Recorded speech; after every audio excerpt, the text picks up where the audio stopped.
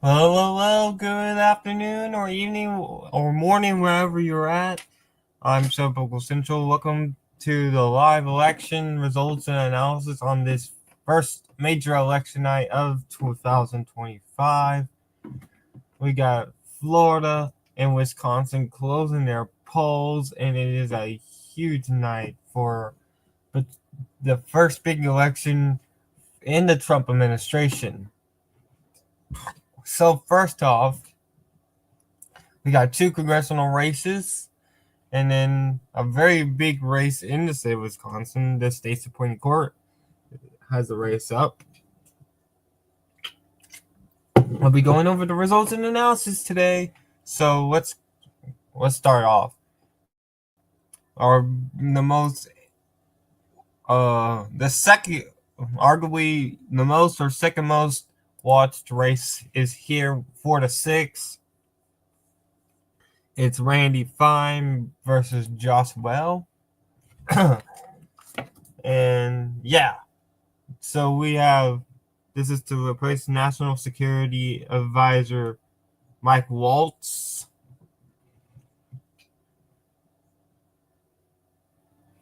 And let's go see what the result. All right, so I'll be using both Trump's margin here and Trump's margin and Walt's margin, and then we'll go over what I'll be watching here.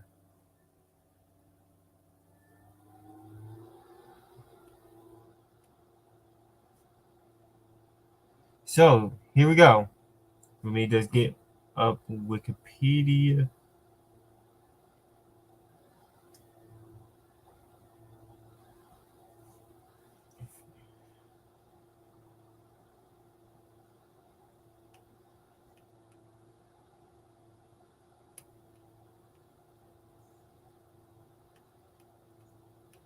All right, in this district, just 5-6 months ago,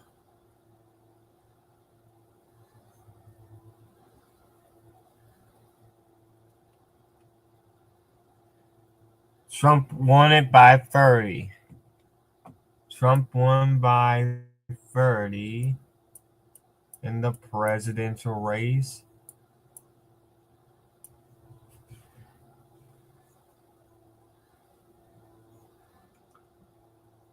Mike Waltz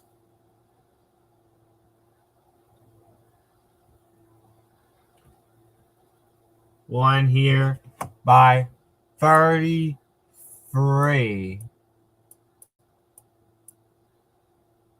as well. Against Tim Stockton, it was a 33-point win for Mike Waltz here.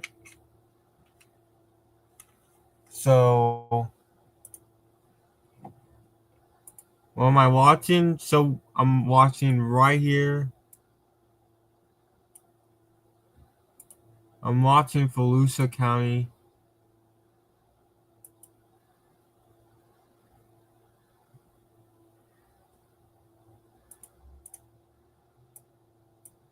I'm watching Volusia County, and I'm also watching St. Johns County. Those are the two big population centers here in this district.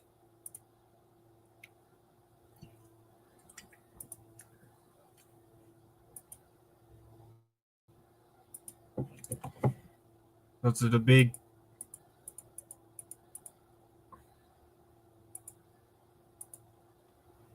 Let me just put everything back up. I'm watching Volusia, and I'm watching St. John's.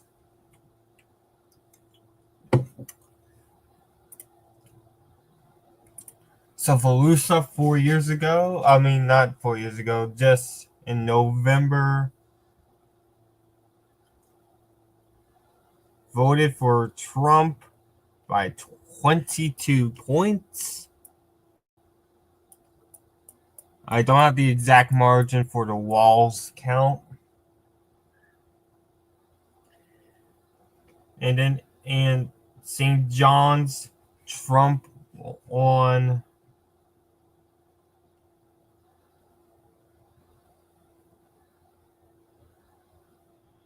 Trump won by 31.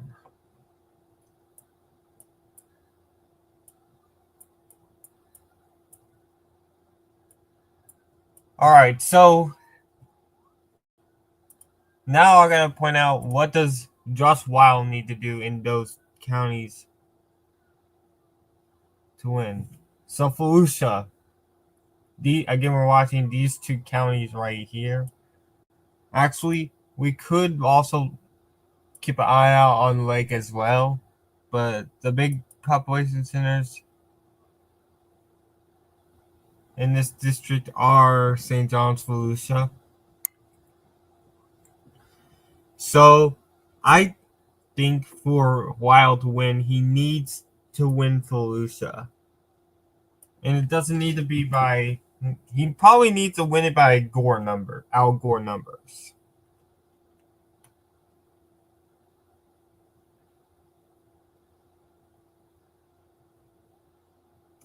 He probably needs to win Volusia by Al Gore numbers, which Gore in 2000 won by 8. So I think he would need to win Volusia by around 10 points. I'm just assuming here with a bunch of red areas. I'm assuming here Weil needs to win Volusia by about 10 points. And for St. John's, he probably needs to have Fine do around 15 points. And in Lake, I would say he probably needs to win it by a point or so. Like, it's gonna be very difficult here for Wild to win. I'm just throwing stuff out there, seeing if it can stick. Really, I'm just saying he probably needs to get Wild needs to get Al Gore numbers here to win, and and Gore didn't win St. John's or Lake by that much, but it's gotta have to be that much for Wild to win. Now let's turn our attention here to Florida's first. Obviously, this is not going to be competitive. This is not even going to be remotely competitive. We just need to see how well Petronas, how Petronas,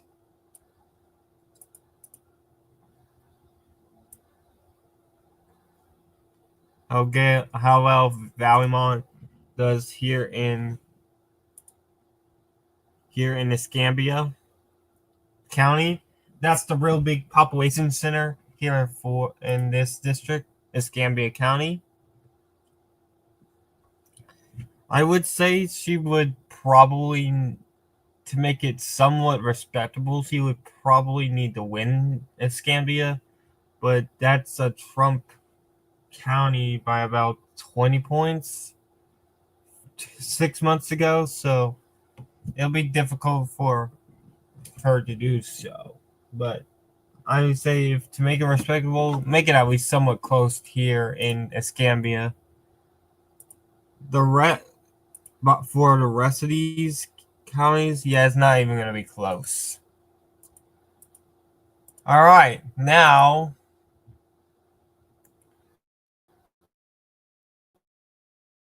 and probably the biggest race of the night is the Wisconsin Supreme Court election.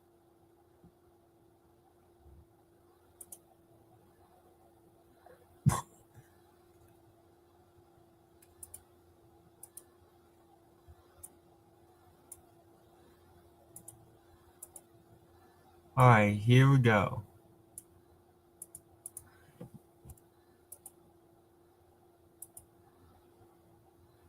So we obviously know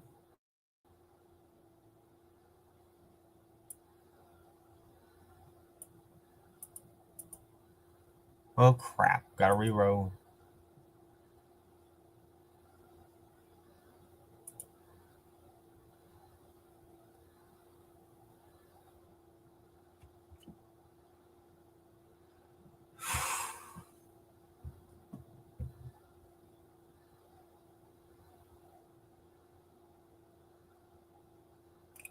Alright.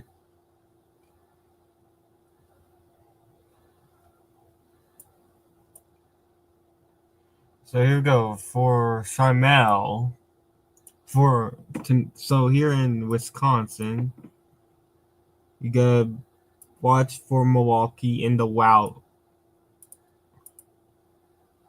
Gotta watch Milwaukee in the WOW counties. That's where you gotta watch first. Also watch Kenosha. Keep an eye out on Dane. Keep an eye out on Door in Brown counties. That's Green Bay. Also keep your eye out back here. Protasiewicz 2 years ago won here. Trump won decently here 6 months ago. So you gotta also watch that area. But again, the poll goes at 9 Eastern. But again, the biggest votes are going to come here in Madison, Dane, Milwaukee, which is Milwaukee County, and then and then I think third is Kenosha. That's where you gotta watch tonight.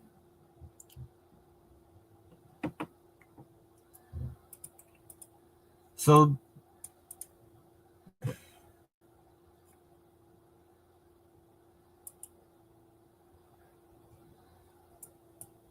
whoops, I just kind of.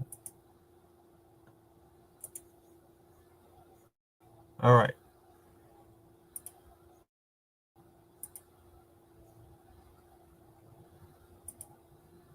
So that's all I have for the analysis. Pre-analysis here. I'll be back in just like 2 minutes. Post polls in about 2 minutes, 3 minutes. I'll be back.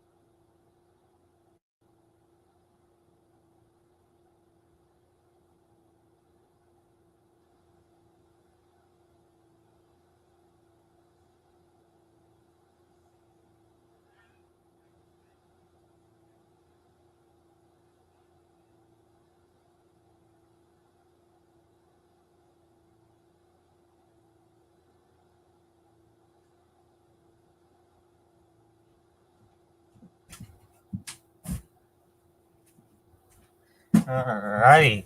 So we're now just moments away from poll closings here. We're like 30 seconds away. No, we're more like 18. My bad. All right. My bad here. My bad. All right. So, again, for us here, we gotta watch Volusia County right here. That's the biggest batch of votes in this district. keep a little eyes on St. John's up here and Lake around here for some votes. Interesting patterns there as well. But polls have now just closed in Florida's 6th district. We're now just waiting now on the results.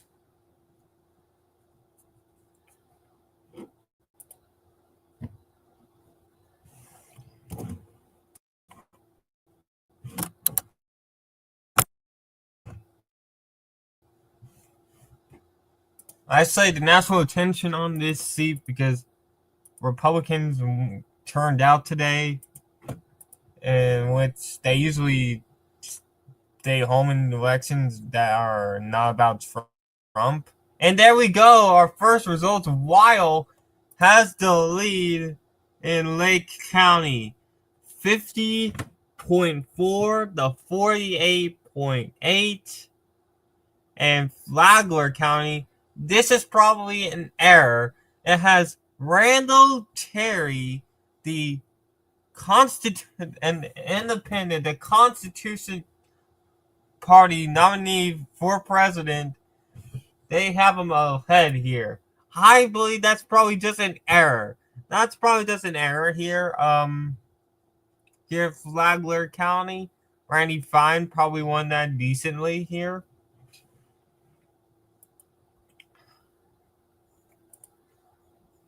But that is probably an error. And here comes Volusia.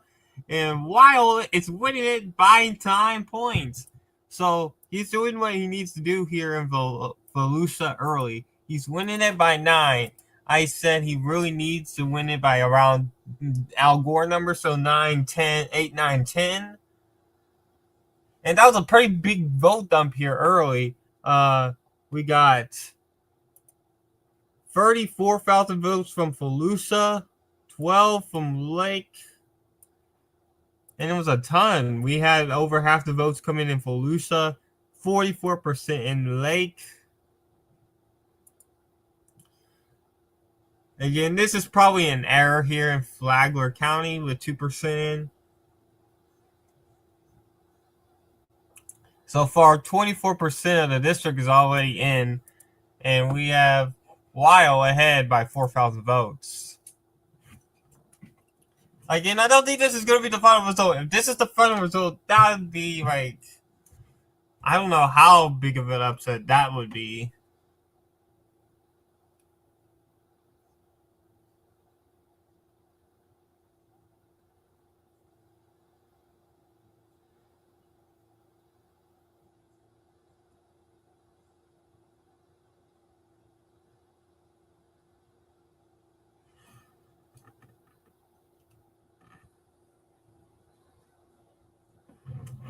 All right, yeah, that was an error.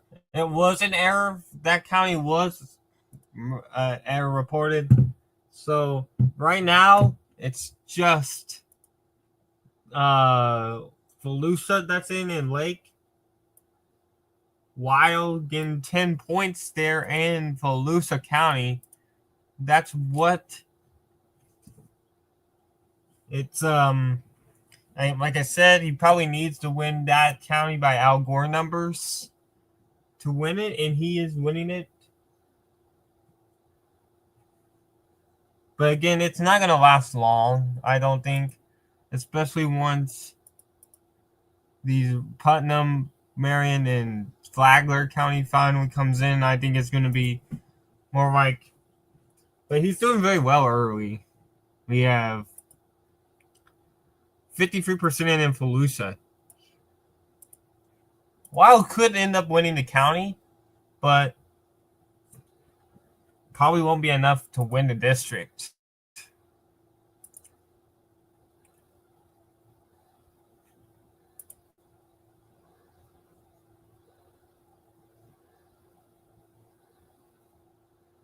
We have nothing here in the 1st district. We should begin results there soon. So 23% in.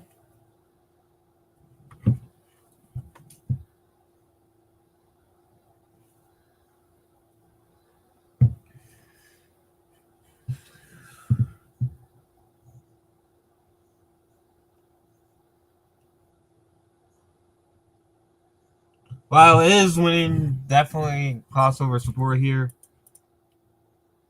He's winning Volusia by 10.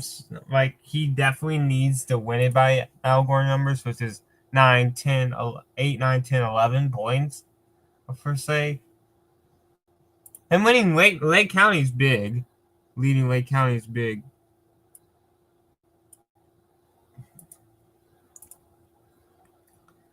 St. John's would be a bunch of votes there. The question is, how big will this Volusia? And there comes St. John's. Here comes St. John's, and Weil leads by 5. And that's 54% of the vote there. So far, all the votes coming in so far is for Josh Weil, 27% in here in the district. We have 53% in Volusia, 44 in Lake, 54 in St. John's. And it's about 4,000 votes here for Josh Weil over Randy Fine. We are now just waiting on the really red counties here. Putnam, Flagler, Marion. Fine should definitely be winning those counties. It's big.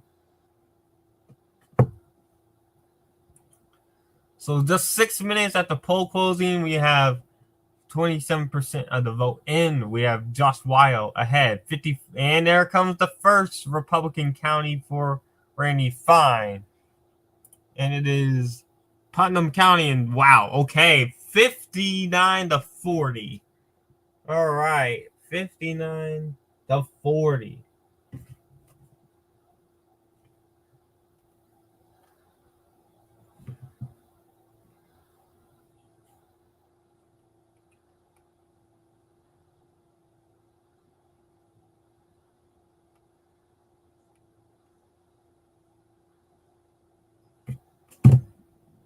All right, 59-40 is the Putnam results early here. And Trump won Putnam.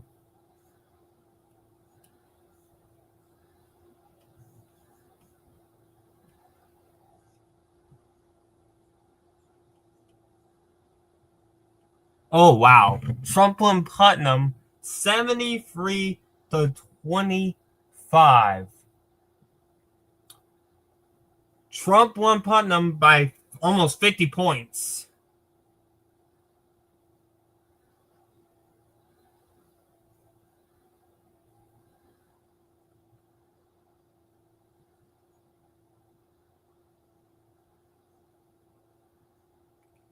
Again, Trump won Putnam by 48 points. Randy Fine is winning right now by 20 here. And there comes Flagler, and it's 50-49, a 1-point lead for Fine here. Flagler County, 59% in. Yikes. All right, so votes are coming in very quickly here. Flagler County. Trump winning by 28. Fine is winning it by a point.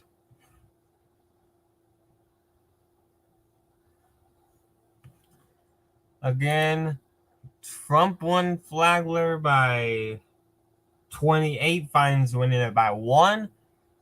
But it's still very good numbers for Fine. He is now within 2,000 of Weil.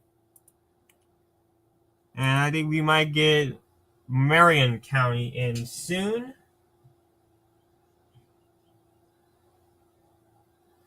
Marion is going to come in soon. Trump won it by 32. And we got more votes. I don't know where it came from.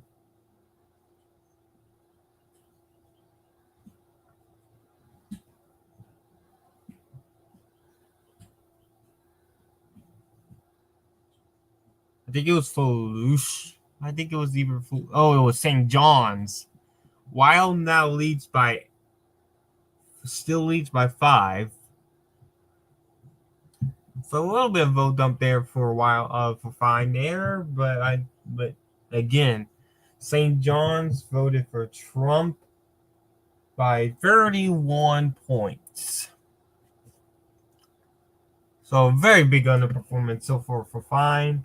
He should still win.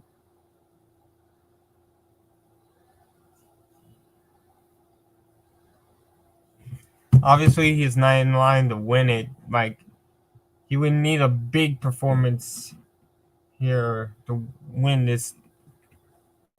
He probably would need to cut. Would have probably liked to win. He probably would have needed to cut these numbers down a lot more. He probably would need to be right now leading here if he wanted to win. But this is where we're at right now. Almost half the votes already in here in for the sixth. Fine. Wild leads fine by 2,200 votes.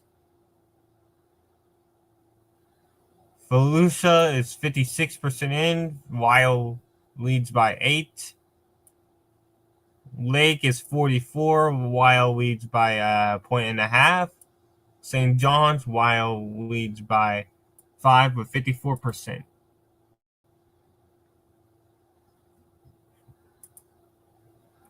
No votes yet in Florida's first. They close at the top of the hour. And there is Randy Fine. He has taken the lead. Lake has just dropped a big bunch of votes. Lake just dropped a bunch of votes.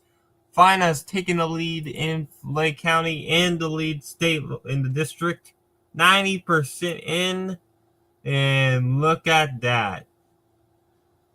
It's Fine plus 16 in Lake.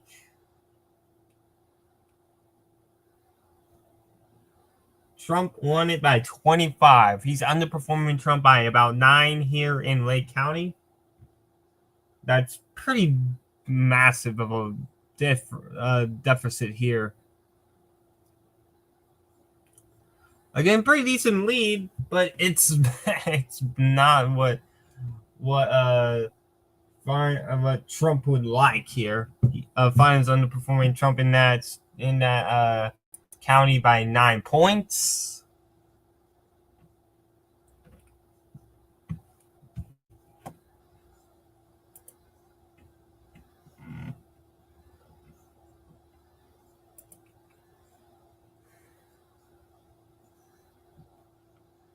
Two-point lead for Fine.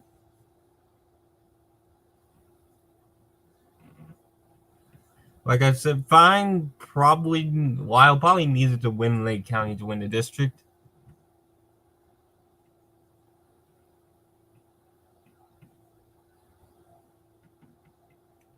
We're still waiting on Marion County to report, but I think it's going to bring in more votes for Fine, and more votes have come in for Fine.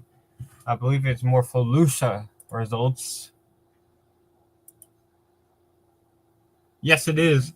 Wild now leads Volusia by 5 points, with about 63% of the vote in.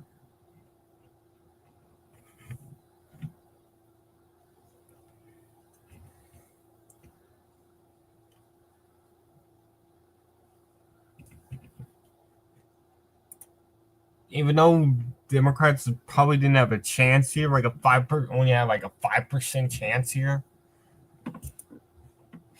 to win.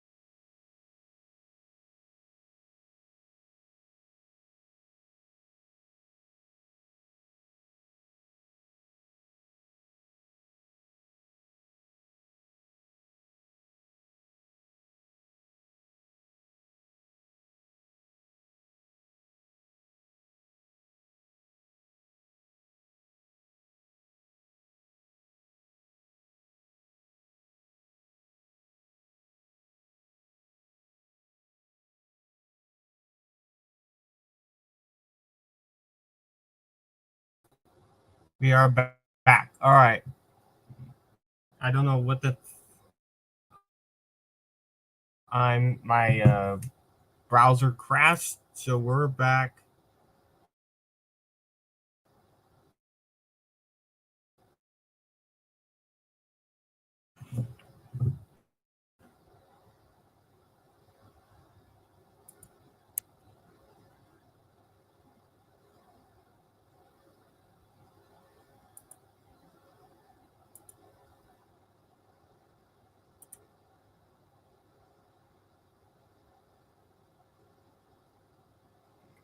All right, here we go.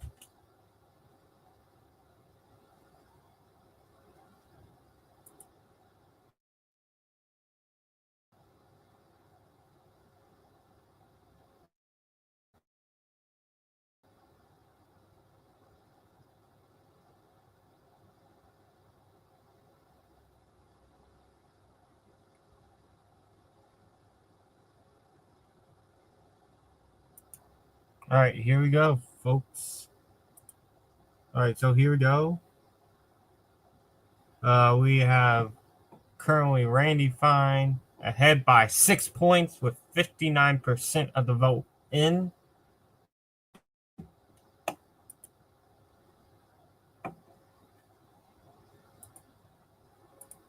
What?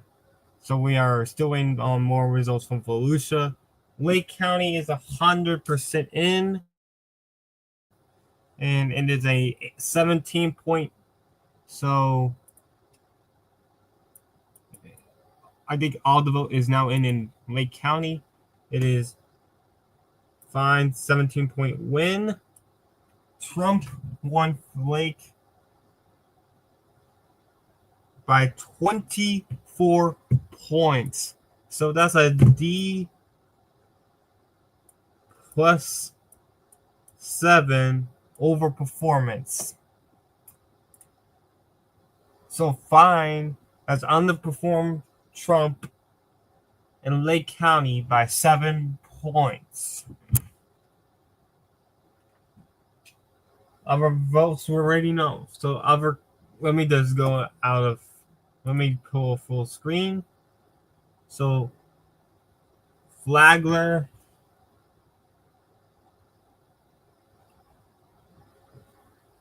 that is a Trump plus 28 district. Fine is underperforming by 13. And we just got more votes.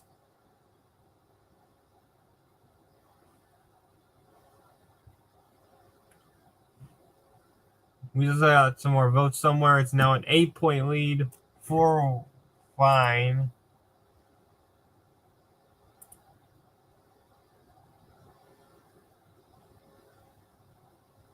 Oh, it was Flagler County. That's what just came in. That's 100% now. It's a 15-point win for Fine. And Trump won by 20. That's a Democrat plus 13 shift. Shit. All right. Well, hold on. That's a shift of plus of a 13-point shift there. So far we had in two of the biggest counties in the district. We have Weil outperformed Harris by 7 points in Lake County, and then in Flagler County we have Weil outperforming Harris by 13. Both counties are officially basically fully reported.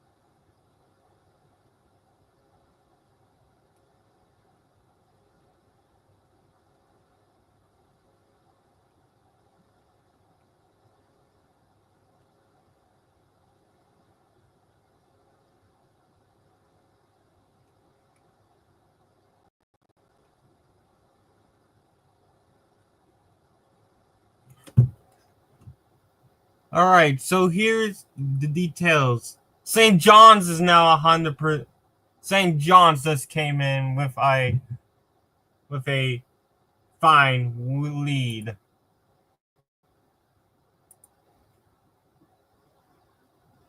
It is a 10-point fine lead in St. John's.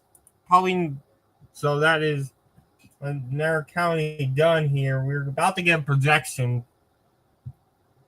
And let's see here. St. John's was Trump plus 31. That's a Democrat plus 21 shift in St. John's.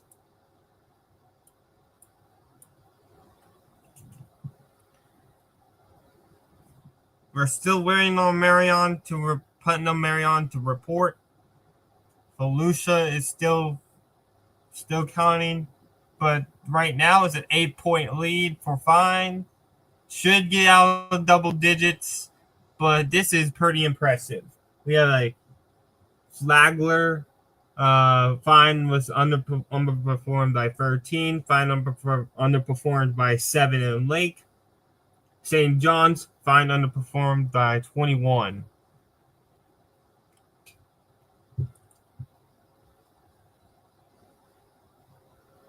And we have a projection. Randy Fine is declared the winner here in Florida 6th District per multiple news agencies. But we're still going here. This is a Trump plus 30 district. Again, coming into tonight, many people, it was going to be a fine win probably, but Weil has been doing very well. He has shifted more than double. He shifted St. John's by 21 points towards, and there comes Putnam.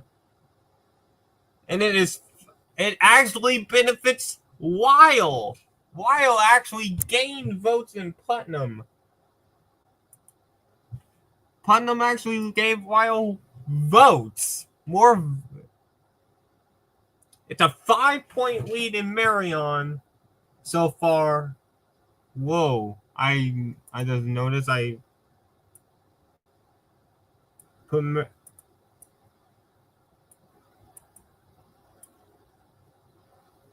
this was my bad.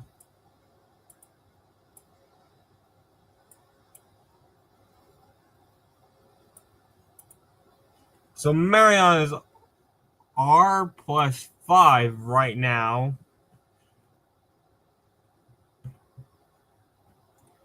So that's Marion.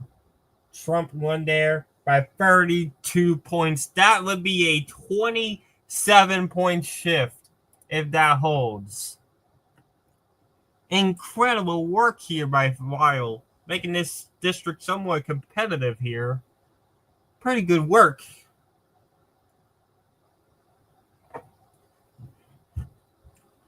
Again,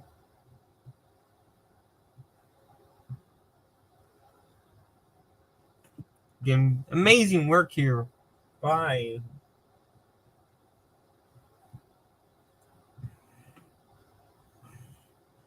Weil here.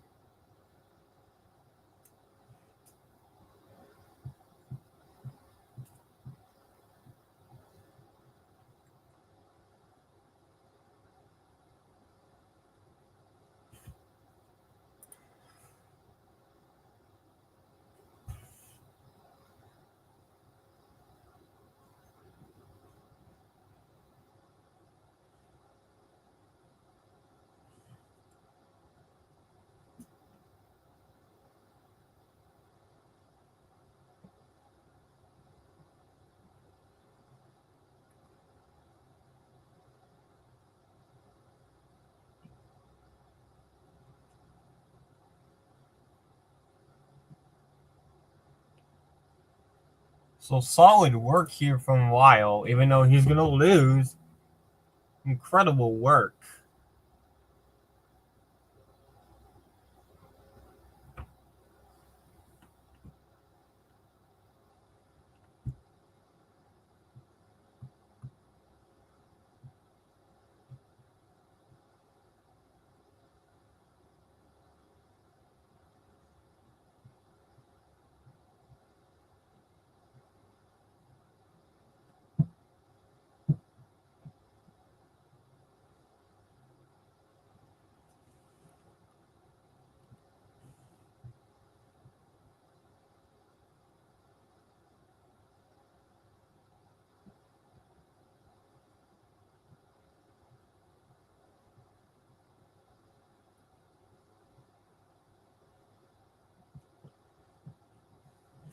Now we're just waiting for the final votes.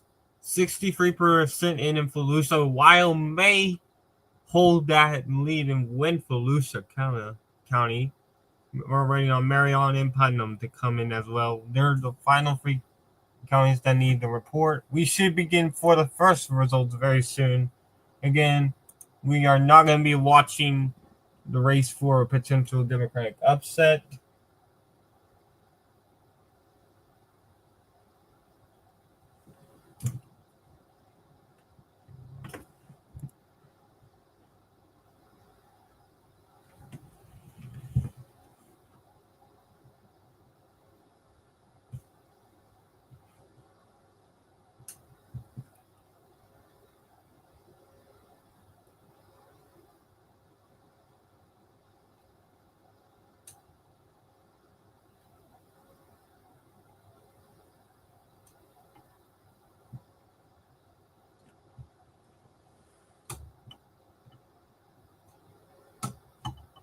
Right now it's an 8.1% lead. Currently, it would be a 22-point underperformance here for Fine if he does end up winning by this margin. Still an insane underperformance.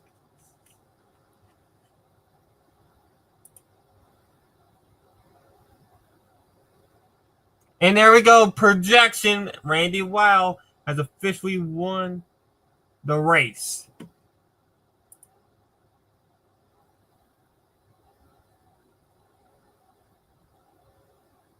We just got a dump from Marion County. No, we got a dump from Putnam County. And it was enough for them to declare it.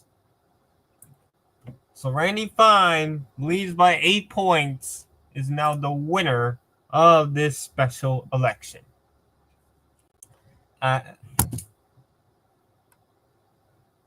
But man, this has been a disaster for him. If this ends up being this margin, this is a disaster.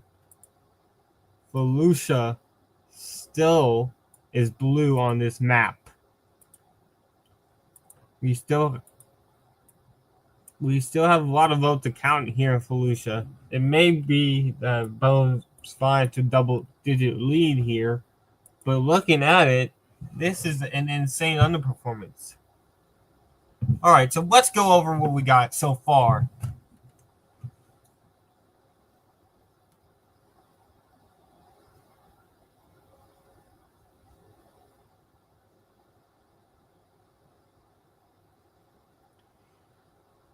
All right, so Volusia. It was a Trump plus 22, while leads by 5. So right now, it'll be a D plus 27 over performance if this does stick. And Flagler County, it is not 100% in. It's fully done. So we can now confirm a 28. It was a 28-point win for Trump for 6 months ago. 15-point win for Fine. It is a 13-point overperformance for Weil over Harris. In Lake County, and they're 100% in this county. It went to Trump by 24. Fine wins it by 17, a D plus 7 shift. Marion. Trump won it by 32. Fine is winning it by 5. That is another 27-point shift. In St. John's, Fine wins it by 11 points. With 100% in. Trump won it by 31. That's a Democrat plus 20 shift. And finally, in Putnam, it's a 19-point lead for Fine right now. Trump won it by 48 points. 48-point win for Trump in Putnam County in November. Fine is winning by 19. That's a 29-point shift. So, in 3 of the 4 counties right now, Fine is underperforming Trump by 20 or more points. That is absolutely insane.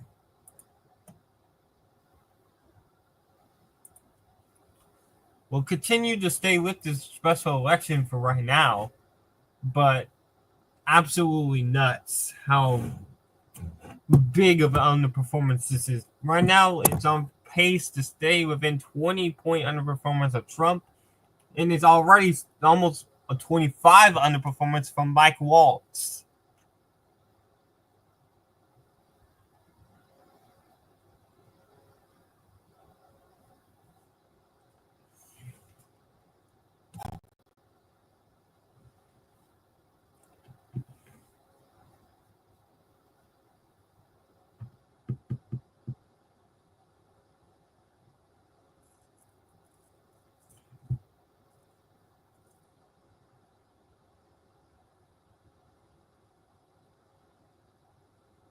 More vote just came in. It was Felicia, 90% in.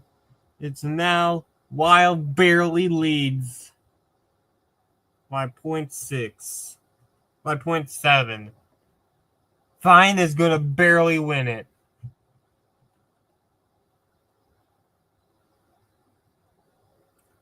Brutal night for Fine. If this ends up sticking and him barely winning Felicia, brutal night.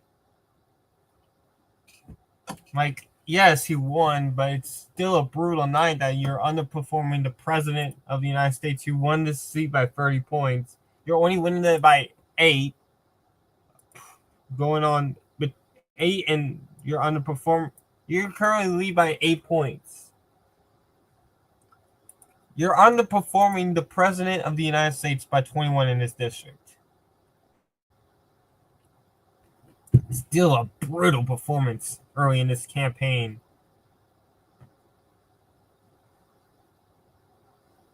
Brutal performance by his campaign. Fine should win re-election easily in November next year. But again, just brutal performance here. I might not even think he could survive a primary if he is challenged. He had a bad campaign. So I'm getting involved. Probably saved him from being embarrassed more. Maybe having a 30-point underperformance from Mike Waltz 4 years in November. We should be getting results in the first district within the next half hour. And then in an hour from now, we will get the poll in about an hour in about 90 minutes, we get the Supreme Court election results in Wisconsin.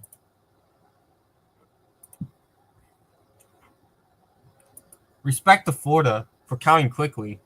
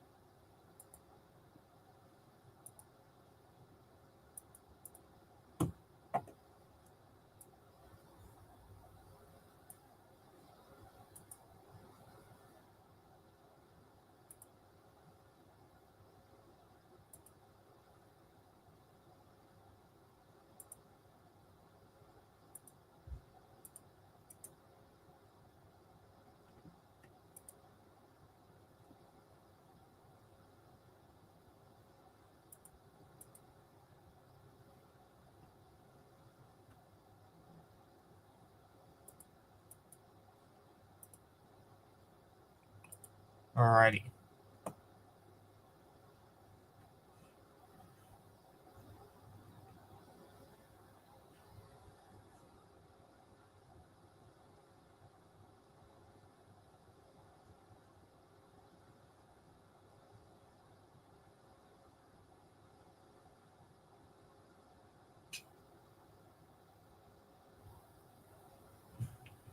Still within single digits.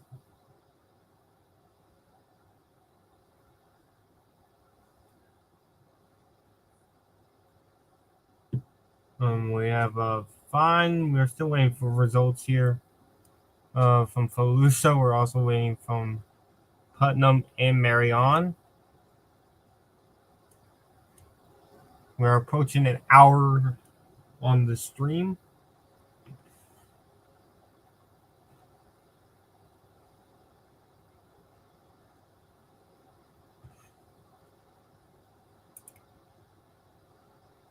Oh, fine. Just gained more votes. Where did fine gain votes? It was just probably a little bit of votes. Not too significant here. 82% still in here.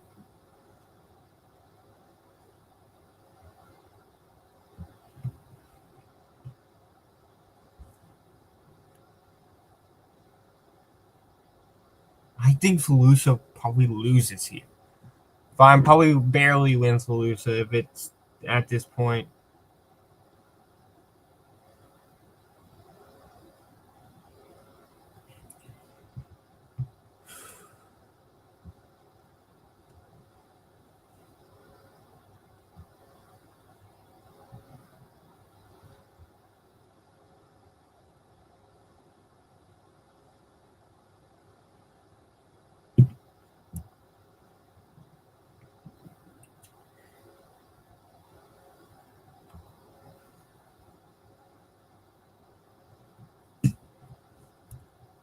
So,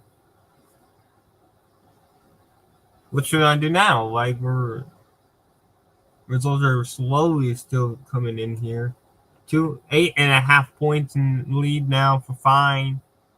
This could stay in single digits, which would be a big blow for the Republicans. But still, this margin is crazy.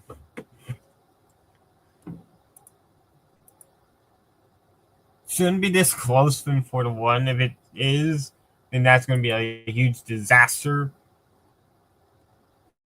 We could be seeing disaster brewing in 26 for Republicans, and we have been live now for officially an hour.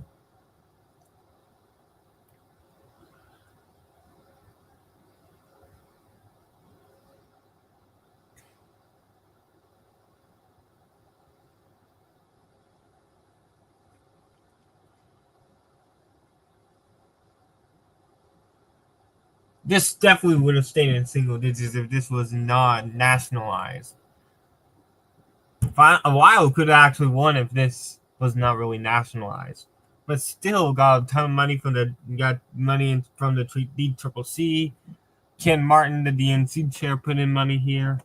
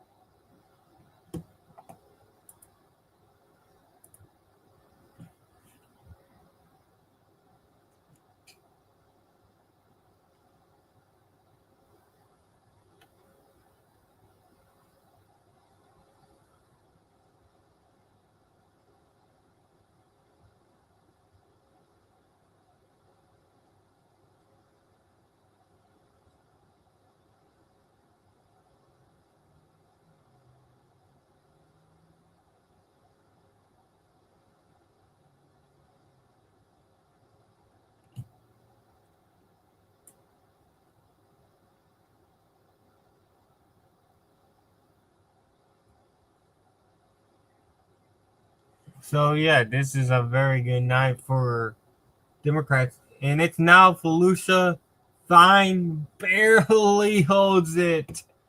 Oh man, barely wins Volusia. This is going to be less than a point here, probably.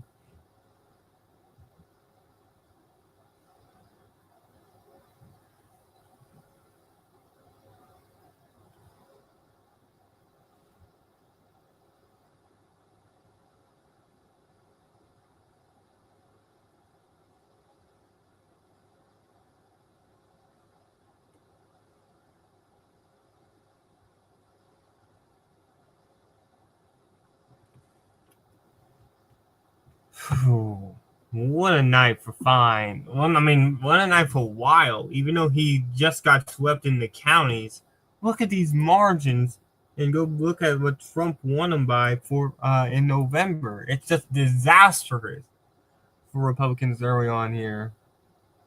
Volusia does not flip. Unfortunate for Wild, but he put up a great campaign. Barely. Fine looks like he will barely break double digits. That's still a 20-point underperformance of the president from the president of the United States. And it's still a 20-point underperformance from what happened with Mike Waltz, from the Mike Waltz performance in November as well. This shouldn't, again, Democrats continue to show their might in off-year elections as we oppose the new poll closings and for the first. We're just chilling here, waiting for we're just sitting here waiting for the first. And I'll be right back after these messages, folks.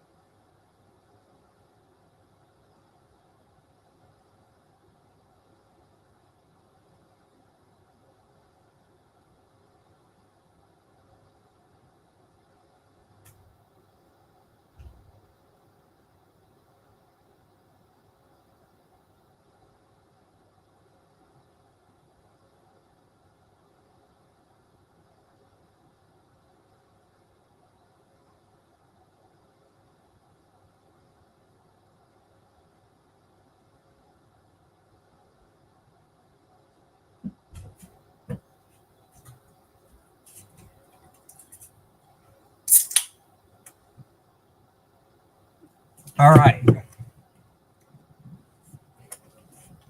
So we're back. Let's go now back to the big board here. As Fine leads still by 9 points. If this 9-point margin holds, it's still going to be a 21-point underperformance from the President of the United States just in November.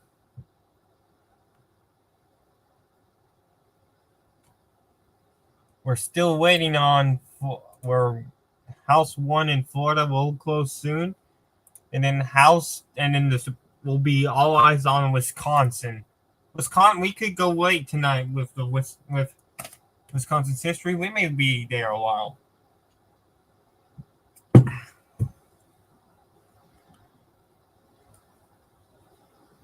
But I'm back. I'm making my return, and I'm happy to be back. So,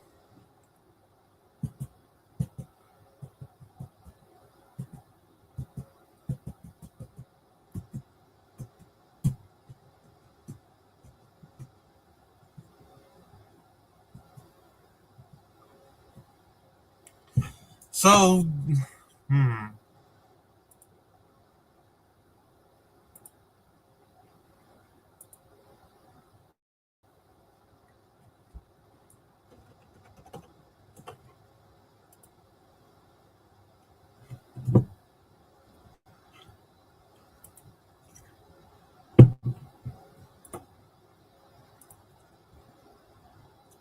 Do I have time for us to go? No, I don't. Damn. Alright.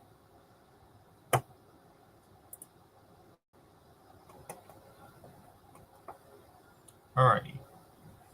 So, we're still waiting on the final result. We still probably have one more vote drop here in Volusia. Oh, Putnam is starting to look very strong here for Fine, as well as Volusia. Let's see here. President Trump won Putnam by. Oh yeah, it's President Trump won it by 50 points.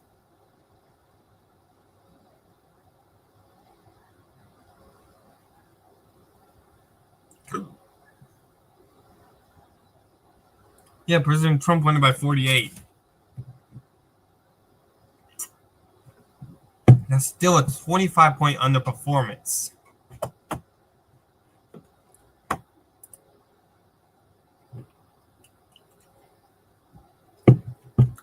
So, and what an insane crossover here. Here's Randall Terry right here, 0.3%. He was again the nominee for the Constitution Party in 2024.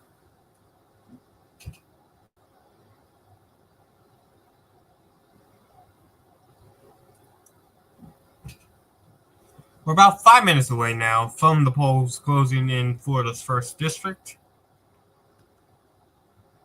And Volusia just came in big. The final drop in Volusia just happened. Fine plus a 2-point win here in Volusia for Fine. He's barely going to get into double digits here.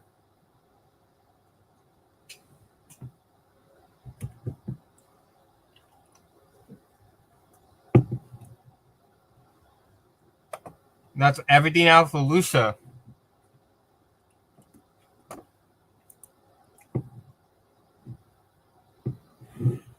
So Fine is going to hit double digits.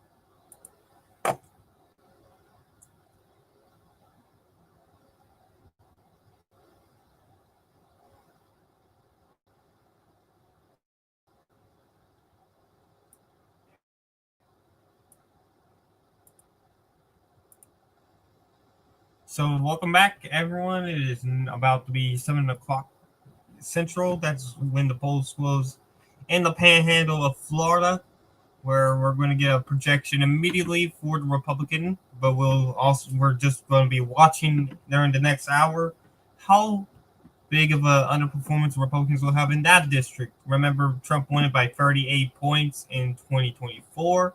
However, and Matt Gaetz won it by 34 in 2024. Some good news for Republicans. The guy that they have here, Jimmy Patronis, the outgoing for the state CFO.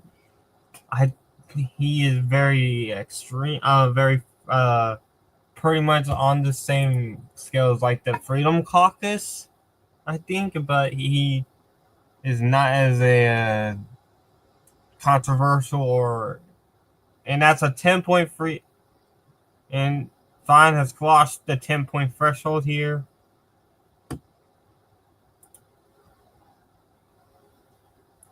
Putnam, he's up 26 in Putnam, 11 in Marion. Still insane underperformances. Putnam, Trump won by 50 points. He's still underperforming Trump by 24 points.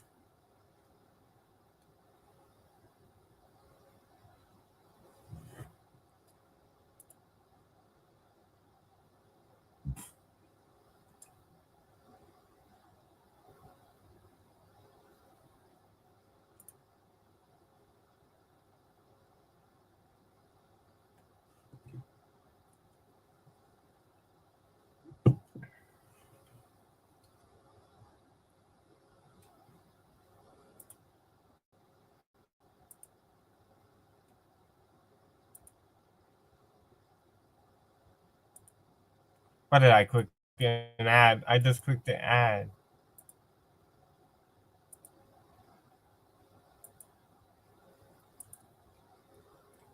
How did I close an ad? That ad, what the fuck? Oh well.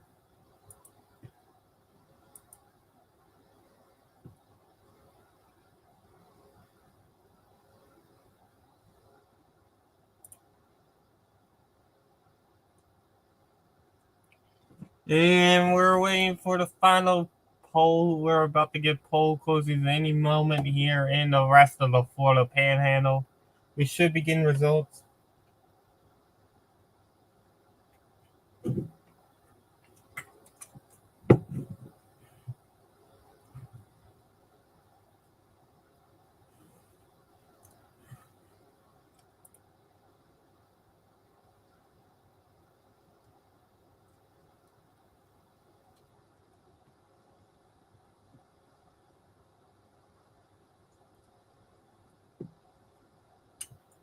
And the polls have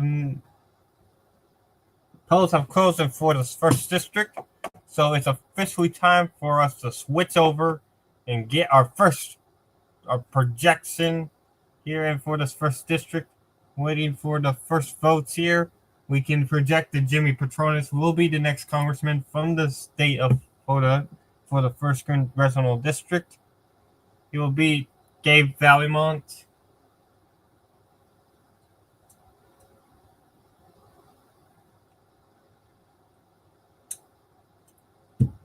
Wait, Trump was 34 and like.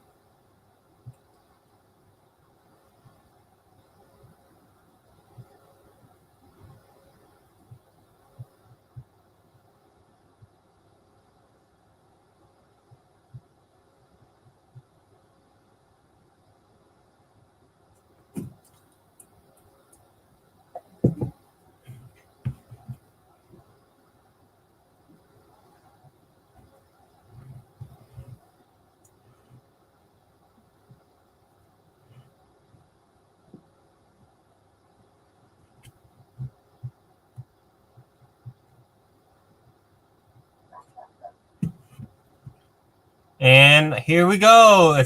Whoa. Okay, this is Santa Rose, 40% in, and Patronis only leads by 7. Santa Rose voted for Trump. That's not Santa. That's Santa Rosa. Not Santa Rose. Santa Rosa. Oh my God, that is a 51 point. This county voted for Trump by 51 points.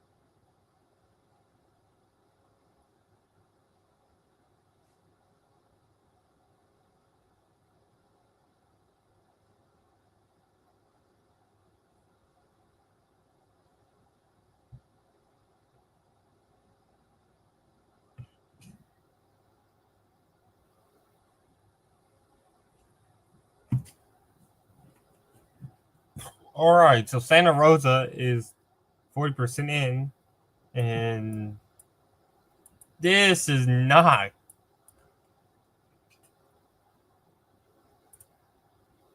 good.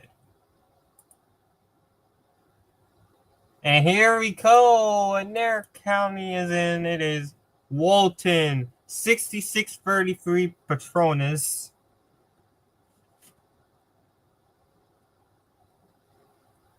Trump won there by 55. Walton, Petronas was leading by 33.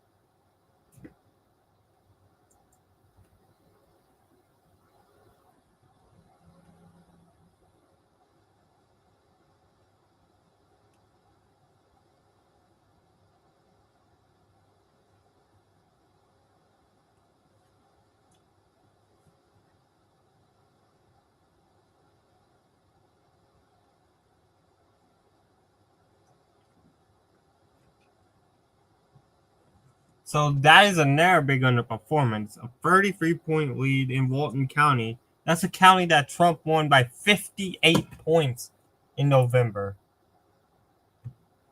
Petronas is going to win, but now we can want to see how I say.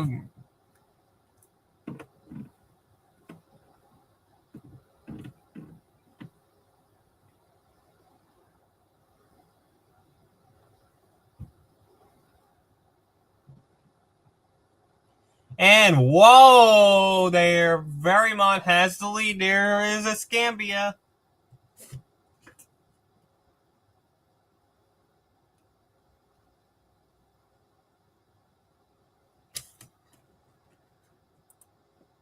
And it is, oh wow, Valimont has an 11-point lead.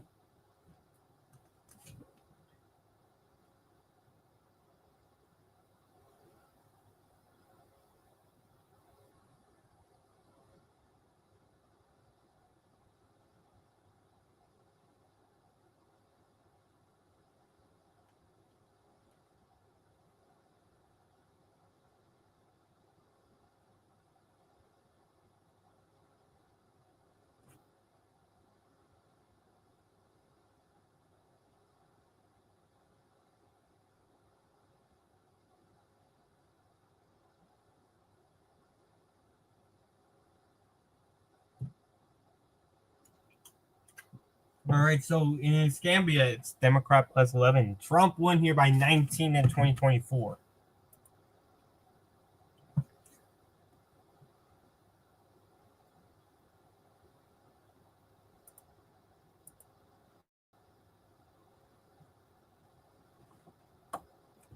Let's go back to the 6th district. No, we don't have any updated results here in the 6th.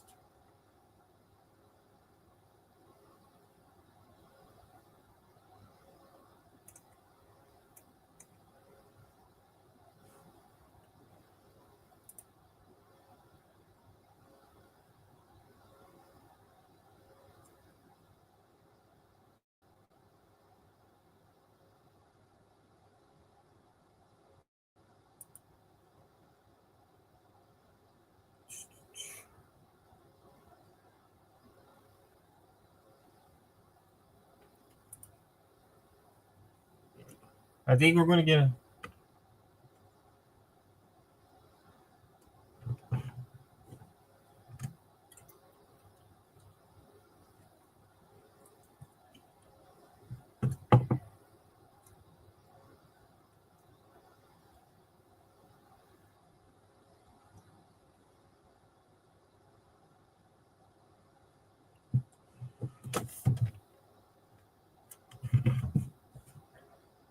All right, we got a little bit of a break here, so once again, I'll be right back.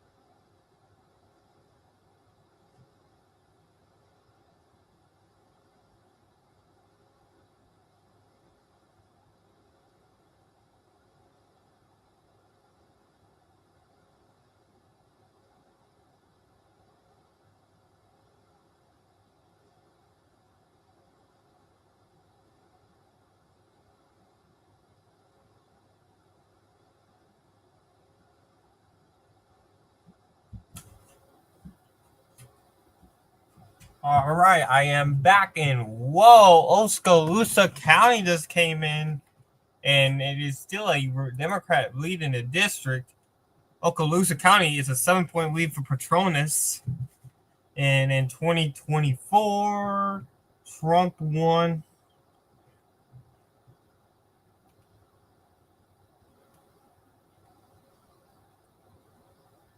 Oskaloosa County, Trump won it in 2024 by Okaloosa County. Trump plus 42.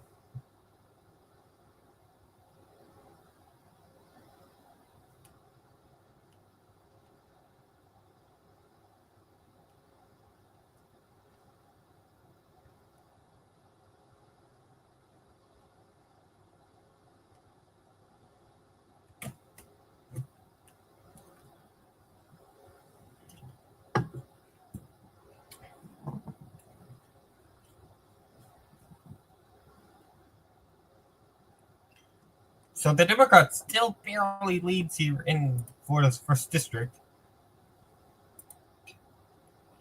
For the 6th. And we got an update here. Fine. Now up 11. Fine is now up 11. We got updates from Putnam and Marion.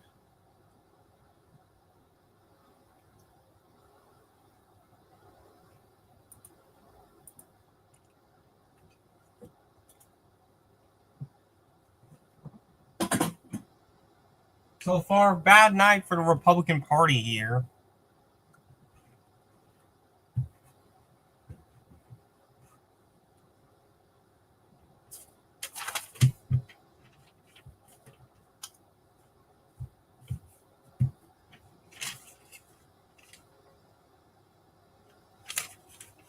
The cavalry has been doing pretty well for national. I don't think this race was really.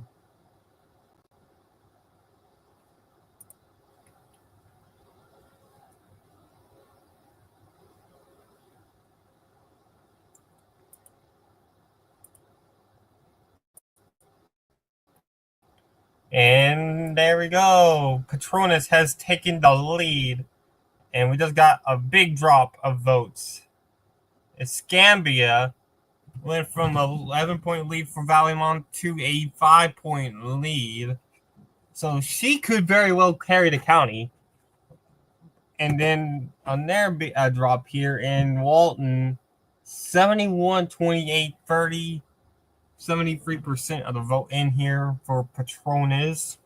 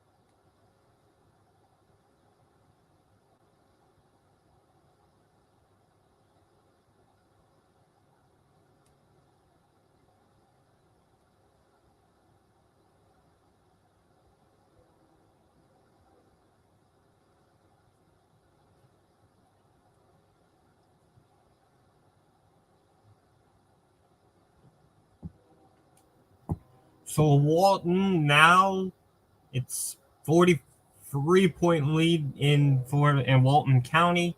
Trump winning by 58. This is 65% of the district already in. Again, we're waiting for votes in Okaloosa and Santa Rosa. In the final, I think we'll get probably one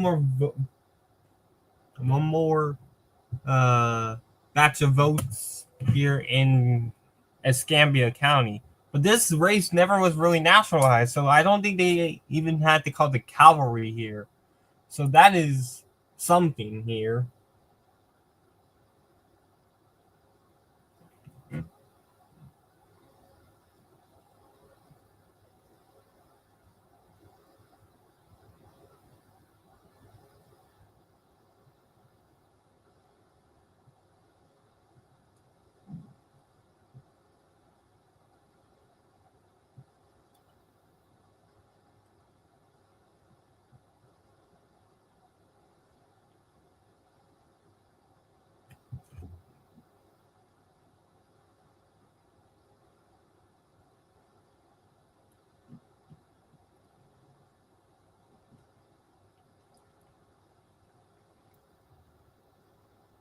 All right, we got more votes.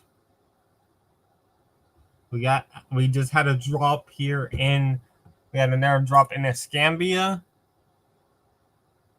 Valmont still keeps her slight lead in the county, but we had Santa Rosa just came in and it's a 19-point lead for Patronis.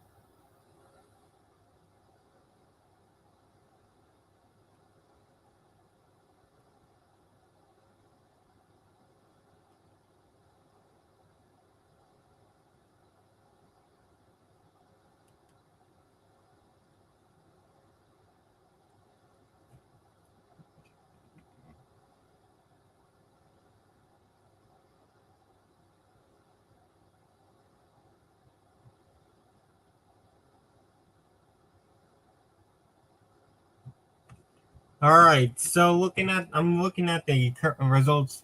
So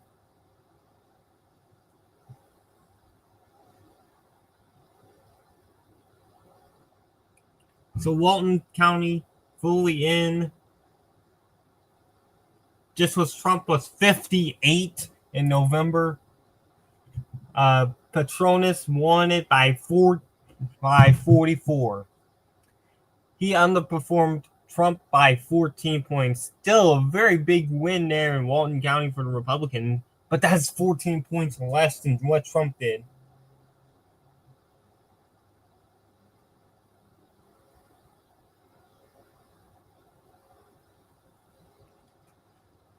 So what's next here? Results have been coming in very quickly here.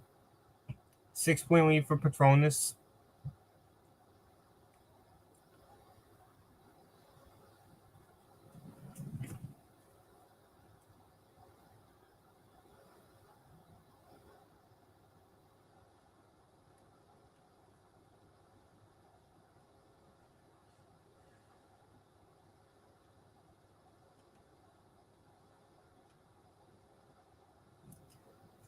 All right. More votes just coming in here. Santa Rosa is now Petronas plus 24.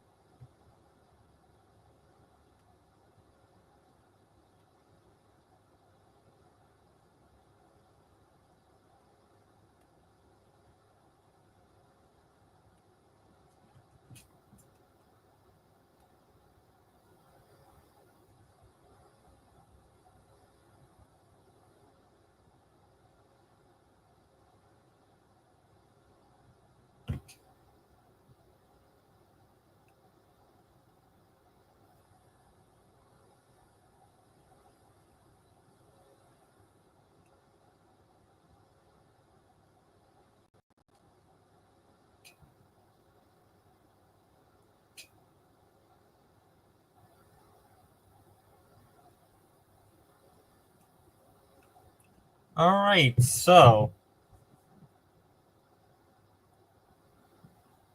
Petronas now leads by 24 in Santa Rosa. Trump won Santa Rosa by 51 points in 2024. 8-point lead now for Petronas. This could very well both be. And there's the call. Petronas has won. They declare him the winner.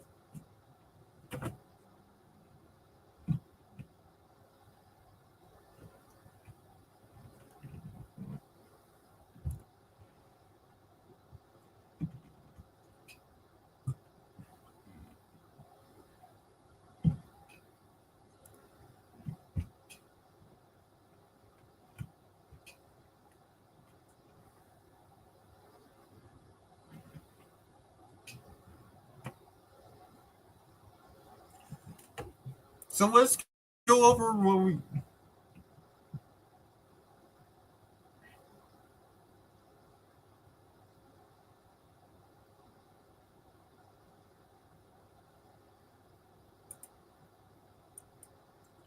Polls goes in Wisconsin in about 30 minutes. All right, so let's go over what's going on here in Florida 1. Let's go over the trends right now. So we have one county that's officially 100% in. That is Walton. Petronas won by 44. Trump won by 58. So it's a. And there's more Santa Rosa that came in. No, it was Alcaloosa that just came in. 12-point lead for Petronas.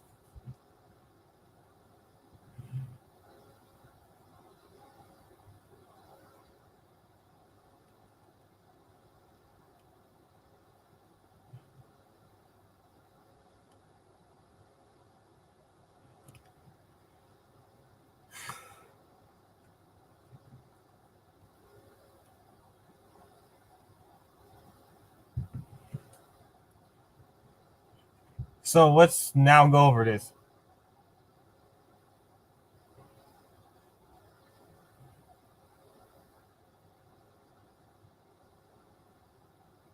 All right, so let's go over this. So it's Gambia, 90% in.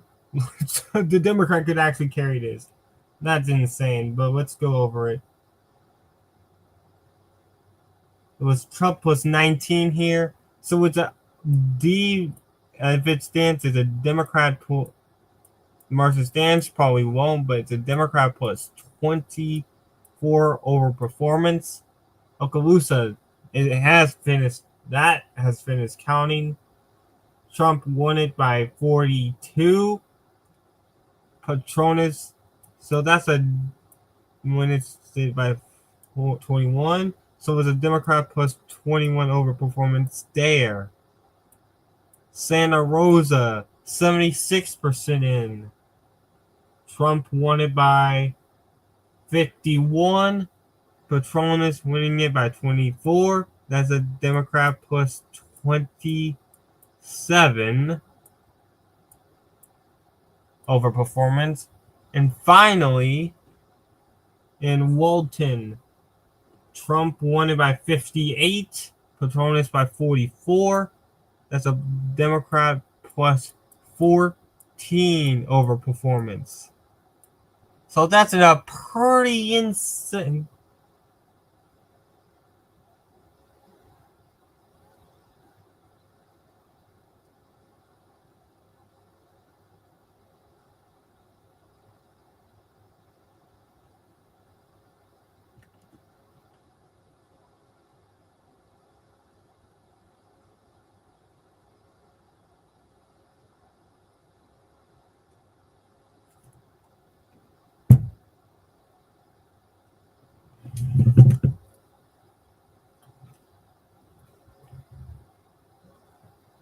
So if this margin holds,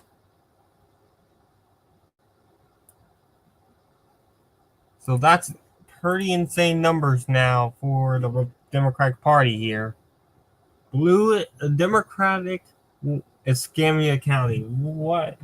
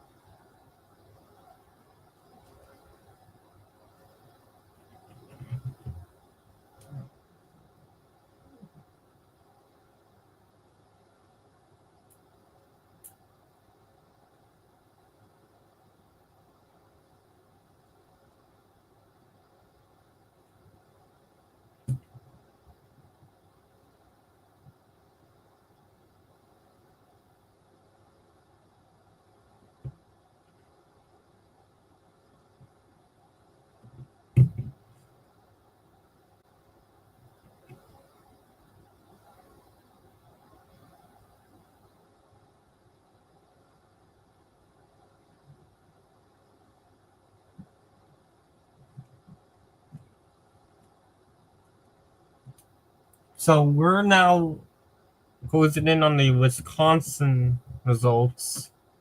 Wisconsin closes in about 30 minutes.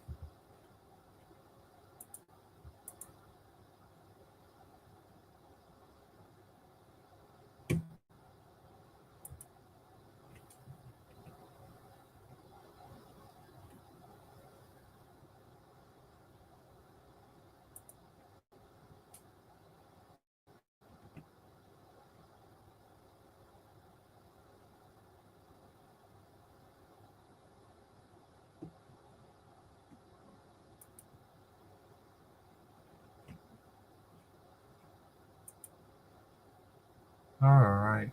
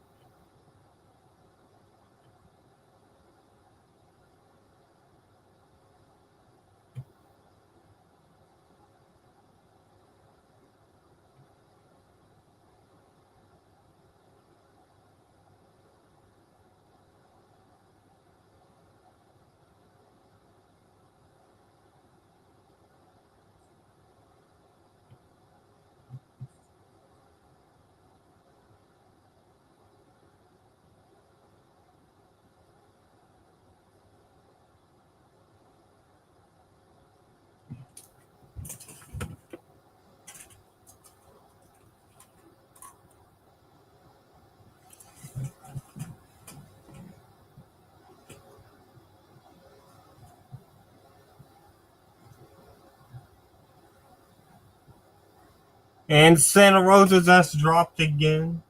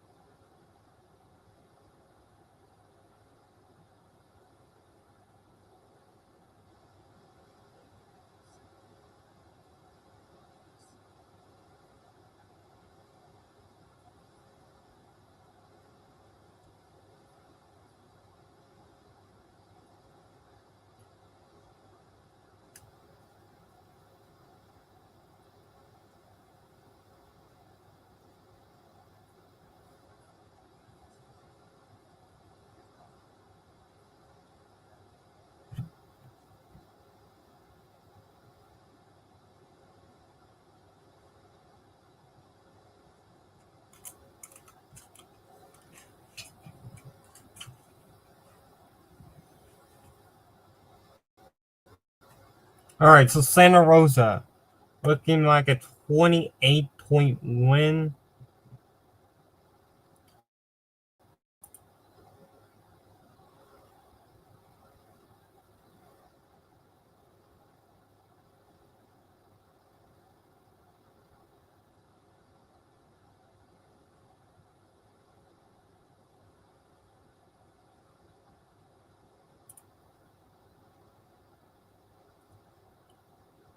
28.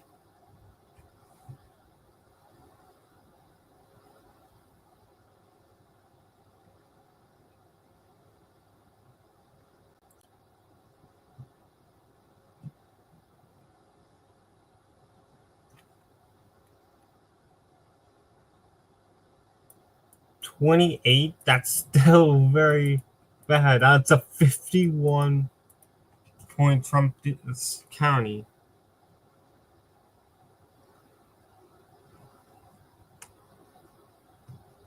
So almost we're 30 minutes away from Wisconsin. Basically, all the votes are in here, and for the second, we got about two more vote drops here. And for this first, we're basically done. And for the sixth, we're waiting for Putnam. One more drop in Putnam, but it will probably not be as much. Wow.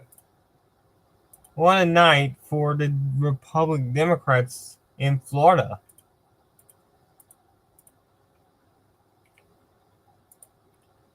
So all eyes now are on Wisconsin.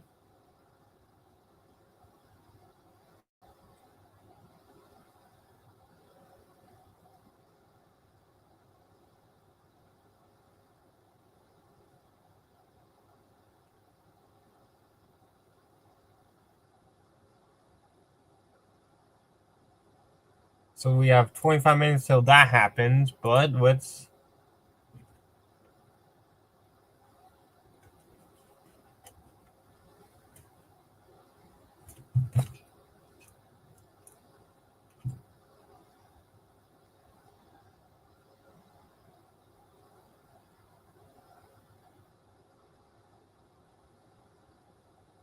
Still very insane tonight for the Democrats.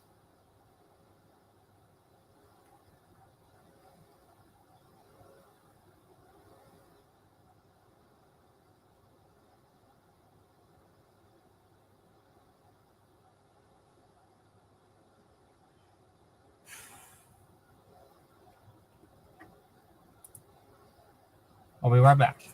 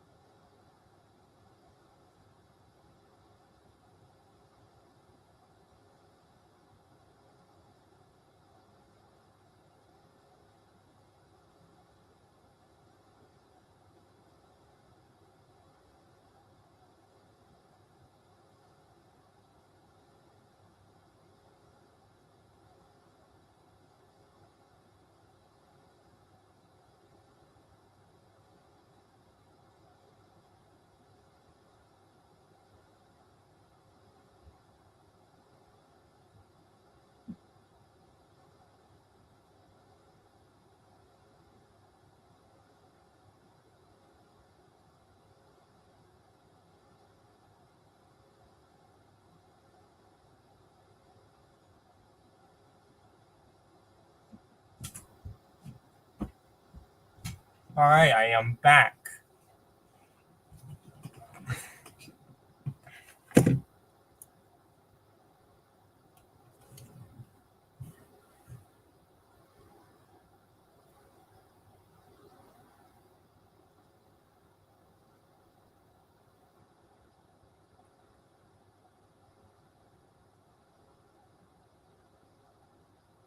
So here we go, back to Florida's first.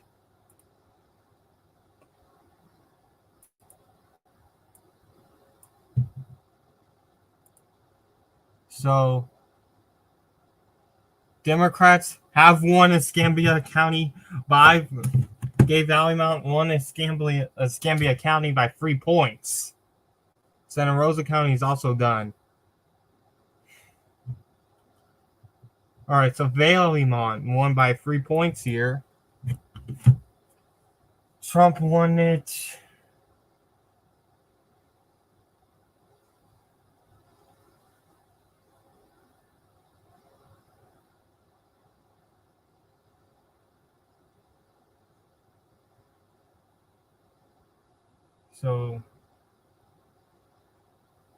So here we go. Final results. Walton.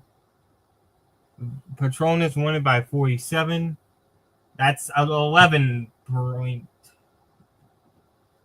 11-point underperformance.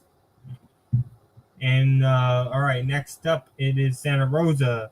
Trump won it by 51, and in Santa Rosa 29 for Petronas. Youch. Still some votes to count by youch. 51, 20. That's a 22-point underperformance in Santa Rosa. Okaloosa, that is fully done. Trump won it by 42. A 21-point win there for Petronas. That is a 21-point underperformance. And finally, Escambia. Trump won Escambia by 19. Valleymont, the Democrat, won by 3 points. That's a 22-point underperformance. So in total, the Petronas wins it by 14, just about 14 points. That's a 24-point underperformance by Petronas here in Florida's first. And then for the sixth, the final vote is 56.5 to 42.8. Well, for right now, it's going to be around 14 points. Trump won it by 30. 16-point underperformance here for Fine. So both guys are going to win by about the same margin. And both guys underperformed by about, that's bad. It's just bad. 20-something point underperformance in the first, 16-point underperformance in the sixth. Yikes. So now we're just waiting on Wisconsin. Very, very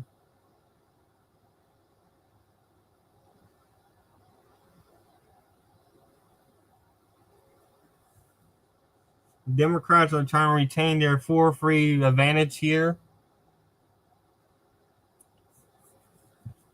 So we're done with Florida. We are done with Florida for tonight.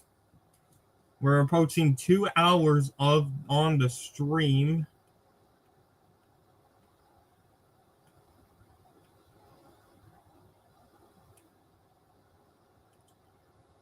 So we have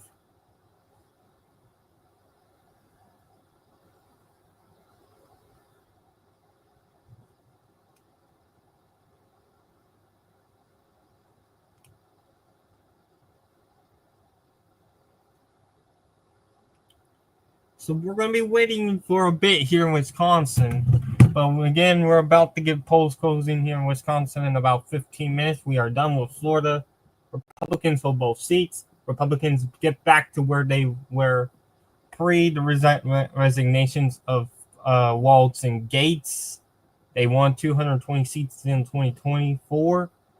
They will be back at 220 seats for the first time this Congress. That means Democrats would now again need to gain about 3 seats again in 2024 to win the majority back. So 15 minutes from now, Wisconsin closes.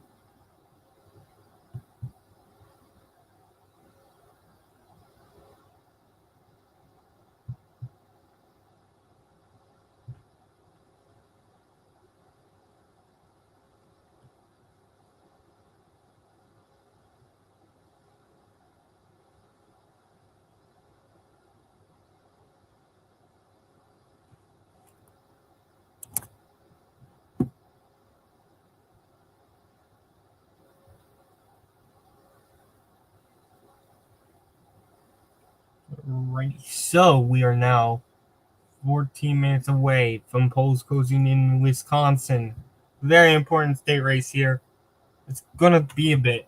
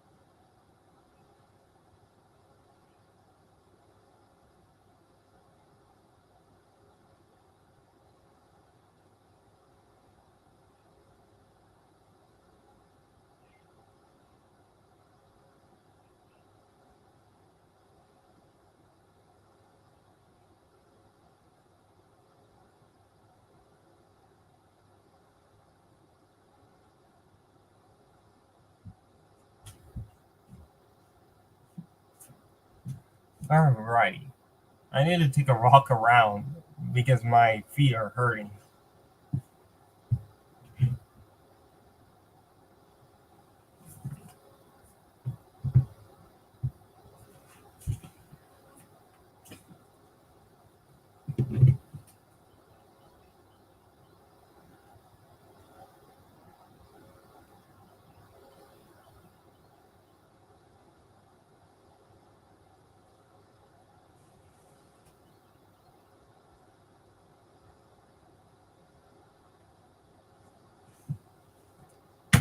Whoops. My phone just dropped.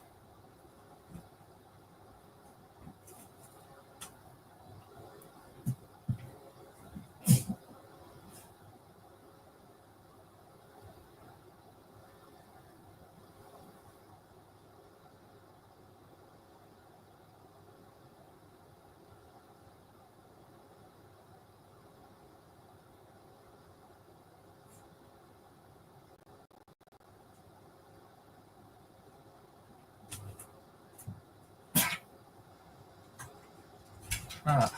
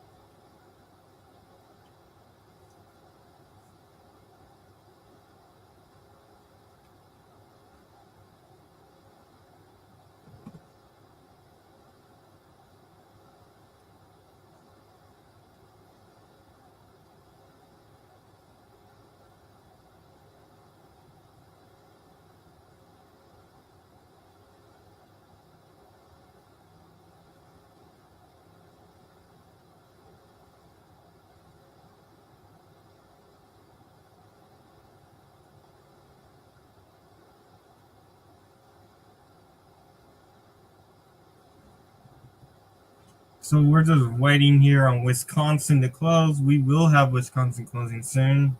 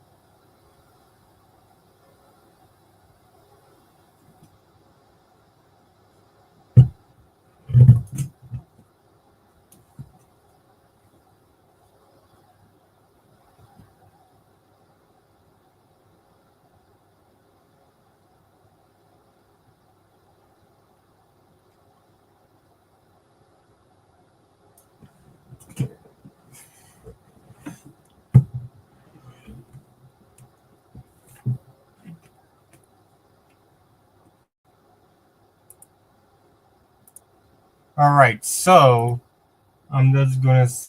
We now have the final votes here.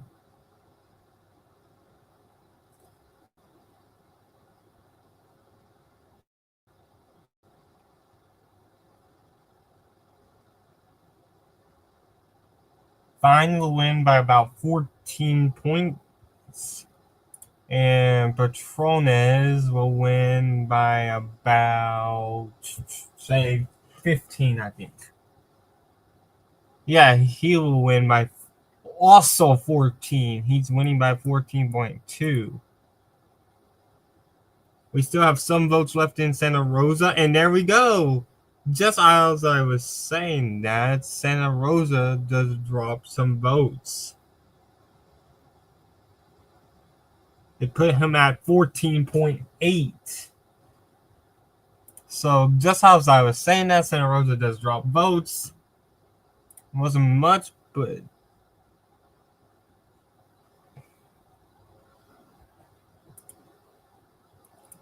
again, Florida's done. So all right, my eyes are now on Wisconsin. Polls have closed there. So results are very soon.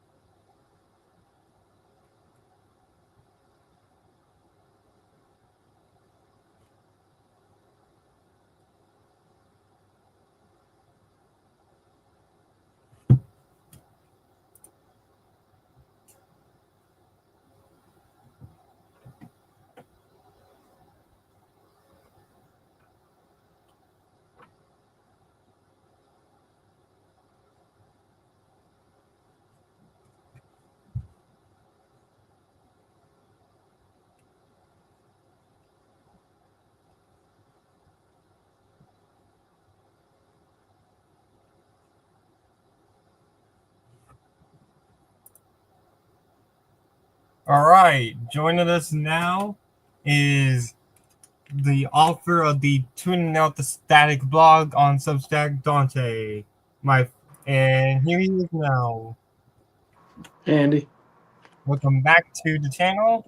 Long time no see. So we got Wisconsin closing now, but you have some interesting reporting about from Sabato that about how 4-1 is now looking to be more of a underperformance than what happened in 4-6. Yeah, so as it currently stands, the election results in Florida's first congressional district, Jimmy Patronis, the Republican candidate, is leading by 14.8. In Florida 6, the Republican candidate Randy Fine is leading by 14. We believe those to be largely final results. And the reason this is interesting is because a lot of the national attention over the last few weeks has been on the sixth district and finds flaws as a candidate, and he is underperforming by quite a bit. Trump won this seat by 30 points, so he's in line to underperform by about 16 points, which is a pretty significant underperformance. Obviously, if Republicans had that underperformance in most swing states, they would be losing them by massive margins, but there was very little attention in Florida's first congressional district, which was the seat that Matt Gaetz vacated back in November. And what's interesting about this seat is, Trump won it by 37 points. So while it's not a closer result, this is a bigger overperformance from Democrats. They are overperforming in this seat by about 22 points from the November results. They flipped Escambia County, which was a Trump plus 19 seat. And as you mentioned, yes, Sabato's Crystal Ball did some reporting back in early March when there was still a little less certainty about where this was going to go, as to why Florida one might be considered closer. My personal view on why Florida one has actually ended up being closer is because of the nationalization of the two races. Over the last few weeks or so, there has been a ton of money, a ton of attention pouring into Florida's 6th district from Republicans like Trump himself, Byron Donalds, Ben Shapiro. Elon has spent in the race, so there has been a lot of attention put on Florida 6 that was never really put into Florida 1. So that's my opinion. However, Sabatos also notes that Florida 1 actually has a much higher college attainment rate than Florida 6. It's about 30% versus 23%. Obviously, Democrats do better with college educated voters, and college educated voters are more likely to vote in special elections. Sabatos also noted that there is a large federal government presence in Florida's first congressional district that's home to a couple of big military bases. And so it's possible that resistance to Doge cuts has been bigger in the district. I don't know if either of these are the ultimate result of this. I personally do think it's nationalization because I think we've seen this before in other special elections. But those are a couple reasons. Ultimately, Republicans do hold both districts. They do win. They do get to expand their House majority a bit. It is a much needed pair of seats in the very narrow majority. Mike Johnson can now afford to lose a couple more votes, as he's already lived on the line this whole Congress so far. But they are two pretty big underperformances for Republicans, and while they will victory lap these results, it's hard to look at this and feel super confident about the midterms in a year and a half. Yeah, you brought up parallels uh, to 2017 in Georgia and South Carolina. You said that they were both in the same day, even though Ossoff's race was nationalized. Uh, the race that elected Ralph Norman, who is one of Johnson's most vocal critics, it was much closer than everyone thought, and obviously, everyone nationalized.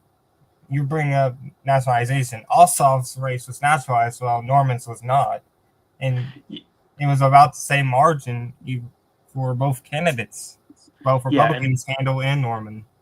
yeah, and that South Carolina district was quite a bit redder, much like Florida 7, Florida 1 versus Florida 6, 37-point Trump win versus 30-point Trump win. Not super different, but that's a pretty notable difference.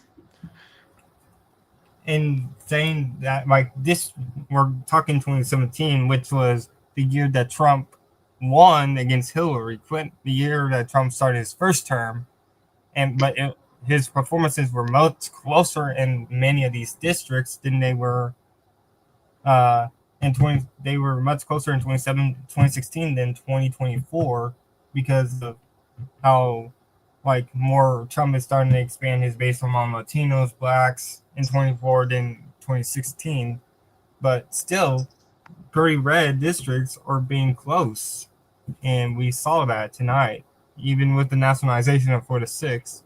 Like you pointed out, you have like a benchmark of fine getting about 10 to 15. Yeah, my So prediction was fine 10 to 15. He's winning by I think the results are more or less over. He's going to win by 14. My prediction for Florida 1 was Petronas 20 to 25, and he is ultimately going to win by 14.8. And I actually said I thought Petronas was more likely to win by more than 25 than he was to win by less than 20. He's clearly going to win by less than 20. He's going to win by less than 15. So this was a district where, I really don't think there was as much attention put by Republicans or Democrats. There was a little. And yeah, you can clearly see the impact of that in a bigger overperformance. Not to take anything away from Josh Weil, the Democrat in Florida 6. He did overperform by quite a bit.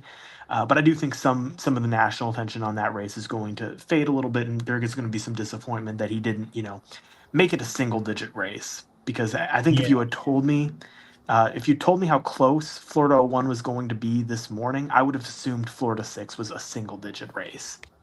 yeah. But like you said, like the cavalry came in because like Absolutely, yeah. yeah. I saw this thing back in March, and I told you about it that Ken Martin, the new DNC chair, was putting money into both Florida races. Yes, and actually, I read I believe in Politico the other day that Ken Martin was actually in Florida 6 this weekend, doing some canvassing, and there was get out the vote money spent in both districts, and I think you could argue that maybe that was actually a negative for Democrats. These aren't exactly the type of voters who want to see the DNC chair to their district. But yes, there was a bit of money spent, not as much as Republicans, but the Democratic candidate in both seats did outraise the Republican opponent. It was particularly brutal in Florida 6. Randy Fine raised very little money. He ran a pretty poor campaign, which is again why it's kind of stunning to see just how weak Petronas ultimately ended up being. I think some people would suggest that Gay Vallimont, the Democrat in Florida 01, was a stronger candidate than Josh Weil. Ultimately, it doesn't really matter. They're both kind of, random candidates. Some new votes just came in Florida 01. The margin didn't change, but Yeah, and Vallimont was the nominee back in November. So yes, she was the nominee against Gates in 2024. So yeah. This is their second run. Perhaps some name recognition residue helped. I don't know. Her yeah, flipping Escambia is clearly stunning. Yeah. Even if it's narrow, Escambia hadn't voted Democrat since in the presidential level since I'm thinking Obama, but it might have been Clinton in '92 or '96. Yeah, I'm not sure. All I know is that it was Trump plus 19, won it by 3. We came pretty close to And here we go. Wow County just came in. Okay, let's look at this. Wow. Well, that's And 1% of the vote, so I'm not going to take any. Yeah. Not going to take anything from that.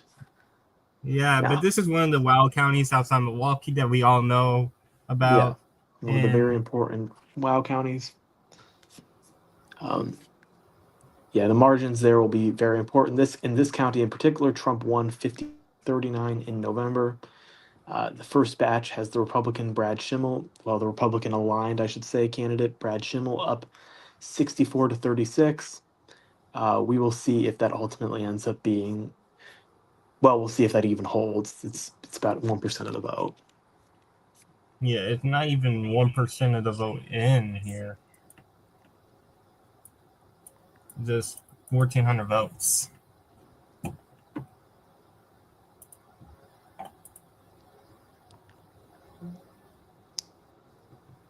I would say also watch Radiant Scene in Kenosha, obviously.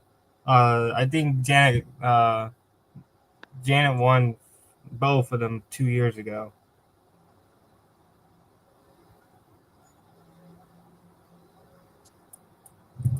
Janet Poseylich also won Dane County by, I think she did 11 points better than Biden in 23. So we'll see what happens with the margins here in Dane County, knowing how Kamala underperformed Biden in Dane County last time. Well, turnout has been very, very high in Wisconsin. It's been reported. Some reports have suggested that the turnout in Wisconsin has gotten to like midterm level, which for a Supreme Court race is notable.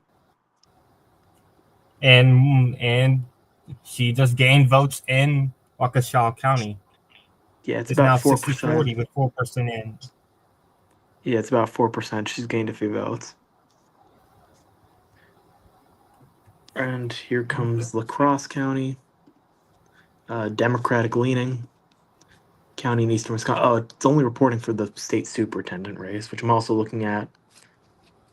Looks like she's slightly overperforming the Democrat in the state superintendent race in the results that have come from Waukesha so far. I apologize to Wisconsinites for my pronunciation. Oh, there we go.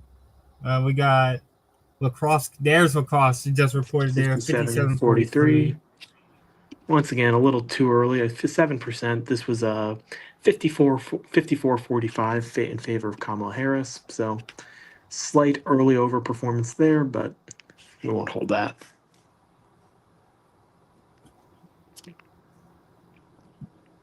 So I was saying earlier when I started, obviously I'm focusing on Brown, Dorr, Kenosha, obviously the Wows in Milwaukee, Dane.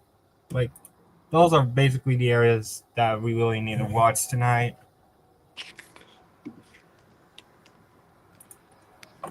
I was watching Kornacki the other day say about this race. He said we gotta watch this area as well, in between Eau Claire and Madison.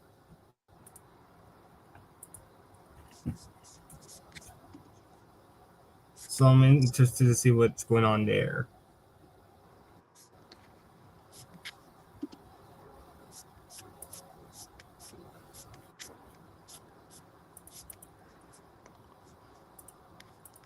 The counties that when I did my my post about the most important counties in the election to watch back in November, the counties that I listed as important in Wisconsin were the WOW counties, Kenosha, Door, Brown, and the Driftless region, which I think La Crosse would be considered a part of. Mhm. Some more votes. Schimmel gains a bit in Waukesha. It's gonna be a incident all night.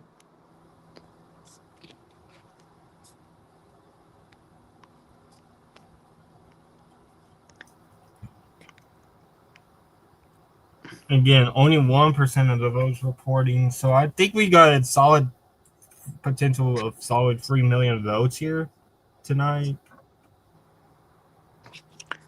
Like midterm levels, like if you're talking about midterm levels, like 22, I think there was like 3 million votes in Wisconsin in 22 for both races.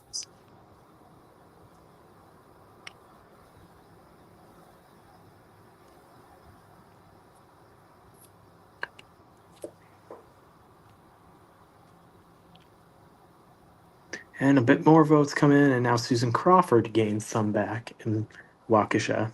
It's up to 15% now. It's kind of easing back and forth. Schimmel, as it currently stands, is overperforming Trump's margin in the district. He's winning 61-39. It was Trump 59-49. 59-39, my apologies.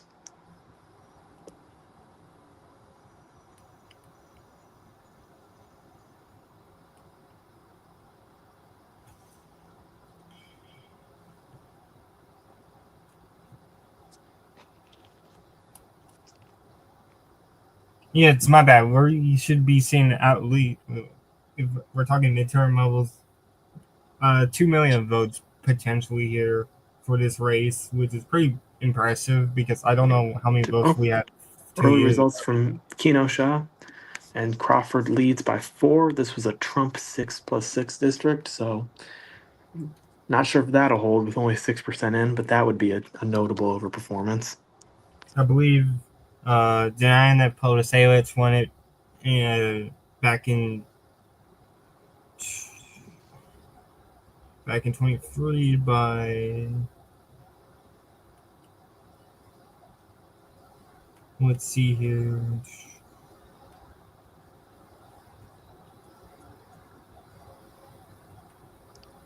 Wikipedia doesn't show the margin, but Podasiewicz did win the first district, which is Kenosha and Racine.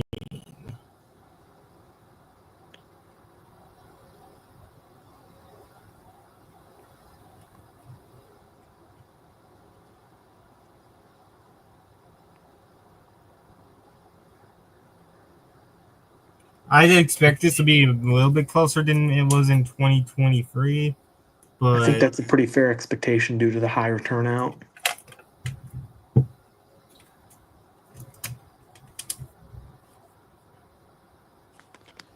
We have a couple of counties coming in. Fond du Lac, 65-35 Schimmel in the early going. It was a 64-35 Trump in November, so relatively in line there. yeah.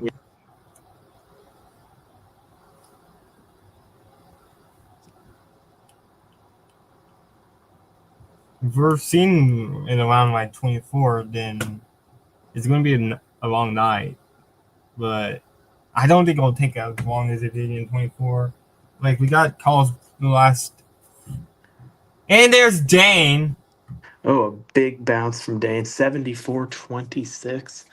It went to Harris 75-23. So, and it obviously was not enough for Harris, although we'll see if she overperforms elsewhere. There's actually been a bit more coming in from Waukesha, where Schimmel currently leads 62-38, but only 3% in from Dane. So that's going to be a. Whoa, Winnebago is 66-34. And in 2024. That's very weird because it was 52-47 Trump in November, but only 9% in, so quite a bit to go there.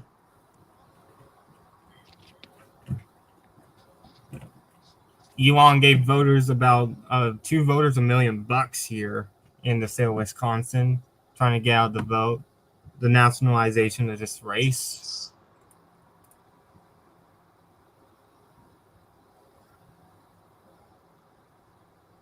And there's more votes coming in here. Vernon County, which is 58-42 for Simul. And Trump won it 53-45. So a little bit of an overperformance there in that county, but it is still very early. And in Manitowoc County, it's 59-41 Simul. And Trump won it 60-37. That's a little bit of an underperformance there, just outside Green Bay.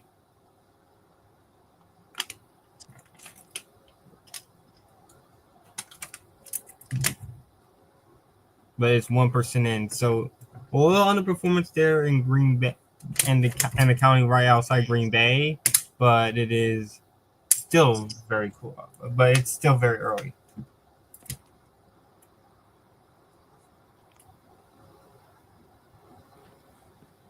More votes coming in, and he just gained votes. I don't know where he gained votes in. Oh, Fond du Lac County. We got 68-32. Still, it is a 63-35 Trump, and more votes coming in. She gained votes. It was Pierce County, 52-48 Crawford. As it stands, Crawford is overperforming the Democratic Alliance candidate in the superintendent race by about 1 point. So we'll see if that holds up throughout the night. Obviously, if this race becomes a super close Crawford win, it could have an impact on that result.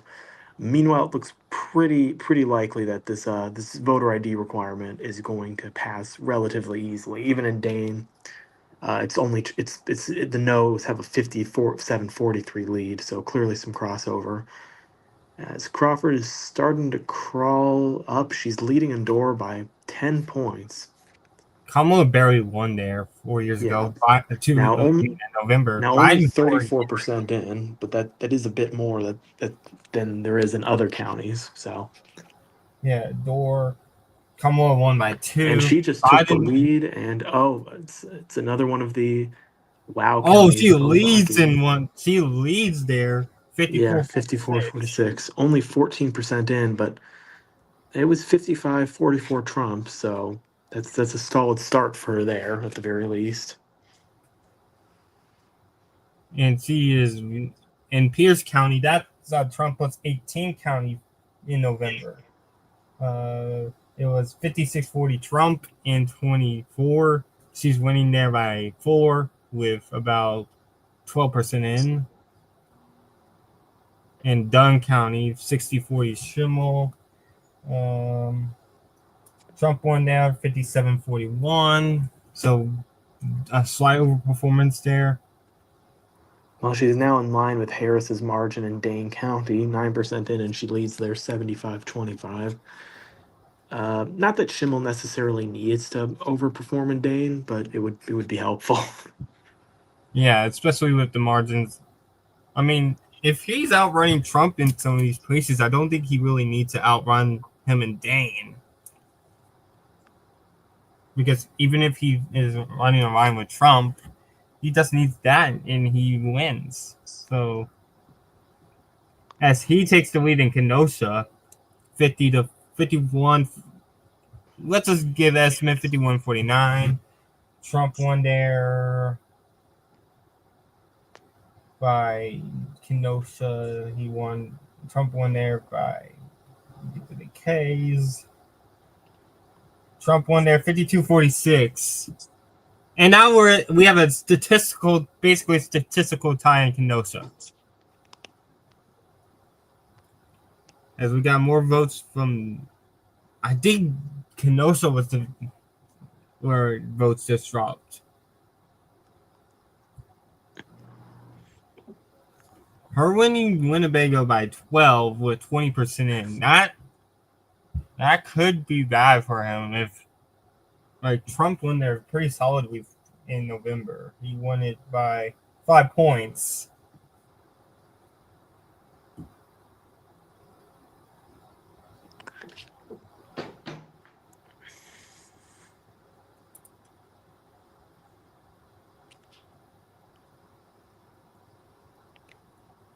Here's everything we have in right here on the chart. And more votes just came in. Small batch.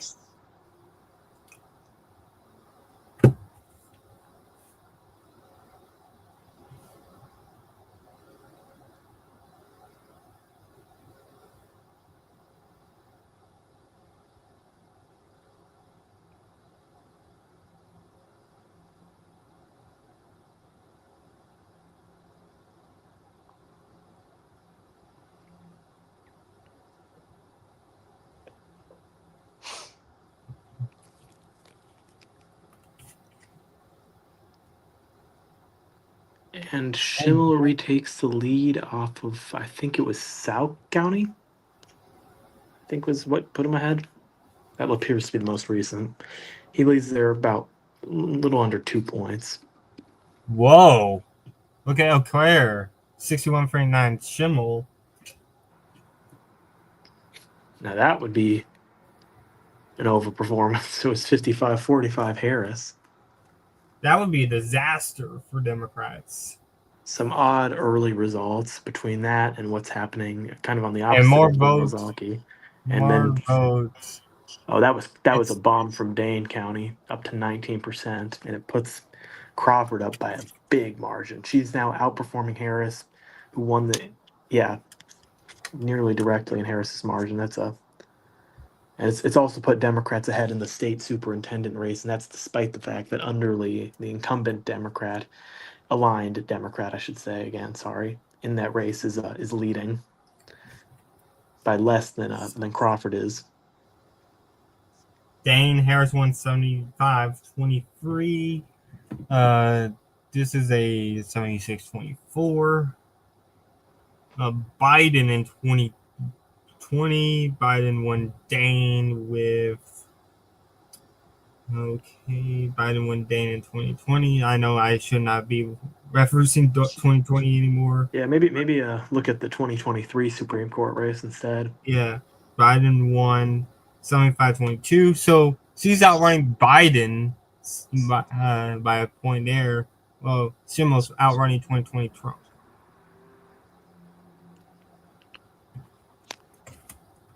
But 52-747, 12% in. Look at this. Conway County, it is 74-26 Schimmel, which was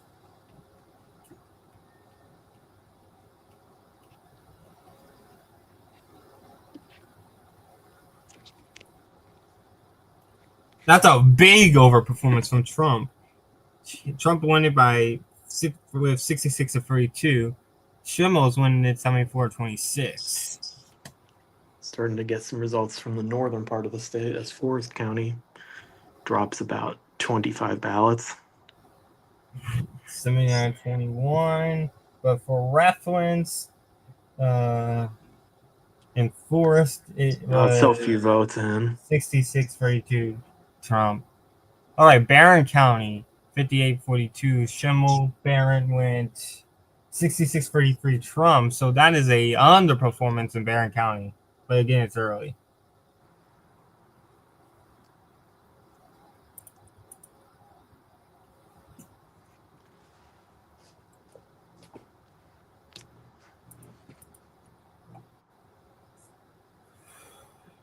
Kenosha's about half in, and she leads 50.4 by 0.8. Yeah, that seems to be the county we have the most results in, and that is some early good news for Crawford. If she ultimately ends up winning Kenosha, because again, this was Trump +6, so if she wins it, or even if she's losing it, but losing it by say less than 3 points, that would be a pretty strong early sign for her that she's a favorite in this race, but still only 57% in. So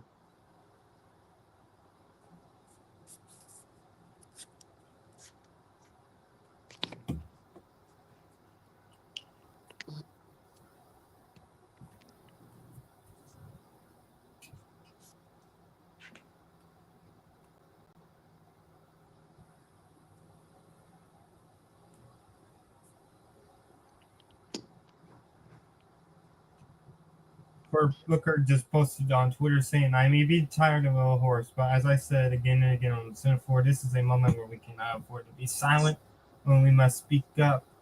What's most clear to me tonight is that this is just the beginning, that Americans across this country, no matter their title or party, are ready to be heard.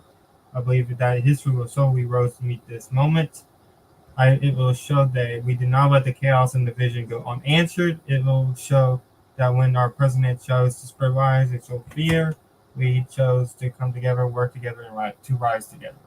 That was from Senator Cory Booker, who just had the longest speaking filibuster in United States history, just over 25 hours. 25 hours and 5 seconds, I believe. Almost went an hour over Strom Thurmond's filibuster back.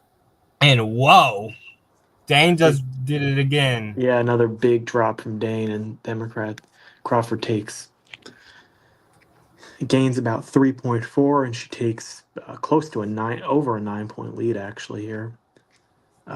Similar hit in the superintendent race, and now Underly, the Democratic line candidate there, leads by 6.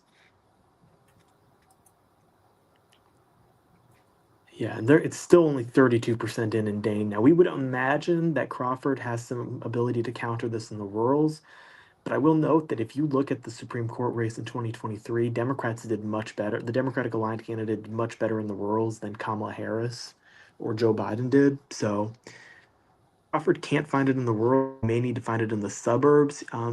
And so far, he's holding up pretty well in WoW, outside of Ozaki, but that's still only 24% in. He's holding up well in Waukesha. She has gained in Waukesha again, 60-40.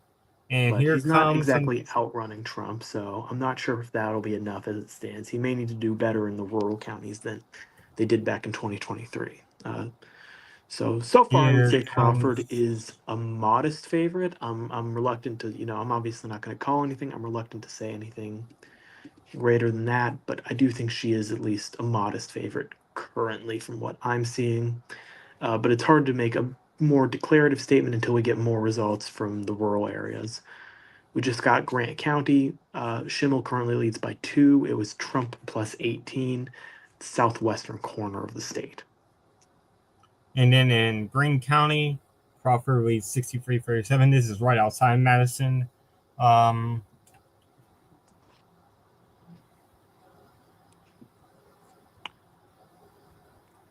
La Crosse now 55% in, and Crawford is still overperforming quite a bit. Where did we just get another blow up of votes? Because she just gained quite a bit. Maybe it was Door County. Might have been Winnebago. It was Winnebago. It's 53-47. Oh, La Crosse. No, La Crosse. It's done vote. La Crosse is fully reported now. 63-37. Oh, where is it? Oh, yeah, 63-37. Let's do our comp. That would be a big overperformance. So it's Kamala Harris 54-45. If that's fully reported, that would be a pretty major overperformance for Crawford. 63-37. It's currently 80% in the superintendent race. Underly leads 61. No, all right, yeah, it's not fully in. It's only 80. It's only 80%. That I looked at the superintendent race and it said only 80% in. Now she is overperforming there, and that is the most reported. That is currently the county we have the most in from. So worth keeping an eye on there, but not quite over as we get some more results. And she just gained votes as Republican areas this job, so I don't know where it dropped. Claire. That's where a bunch of votes. Claire flipped. Okay, that's pretty expected. I'm not exactly sure what was going on with the early results there, but yeah, that's a reliably Democratic area. 55-44 Harris, so currently overperforming, but still 40% left to report. So time for Schimmel to make some ground up there. Just north of it, Chippewa County. We are still waiting for results from Washington County, which is the last of the WOW, the one that hasn't reported. We haven't gotten anything from Brown, which is the Green Bay area. And of course, Milwaukee County remains 0% in, and that could be a big moment in this race when that eventually reports. Yeah, if it's anything but Dane, that would be huge. There's also still a lot out from Dane.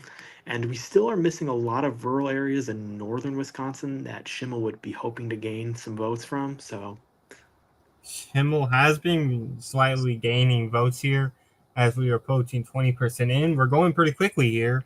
It took about 15 minutes for results to start coming out, but when they start coming out, we just get huge drop after huge drop because Dane County has been proving a lot, giving us a lot of votes. Eau Claire gave us a bit, and across is almost 80% in here.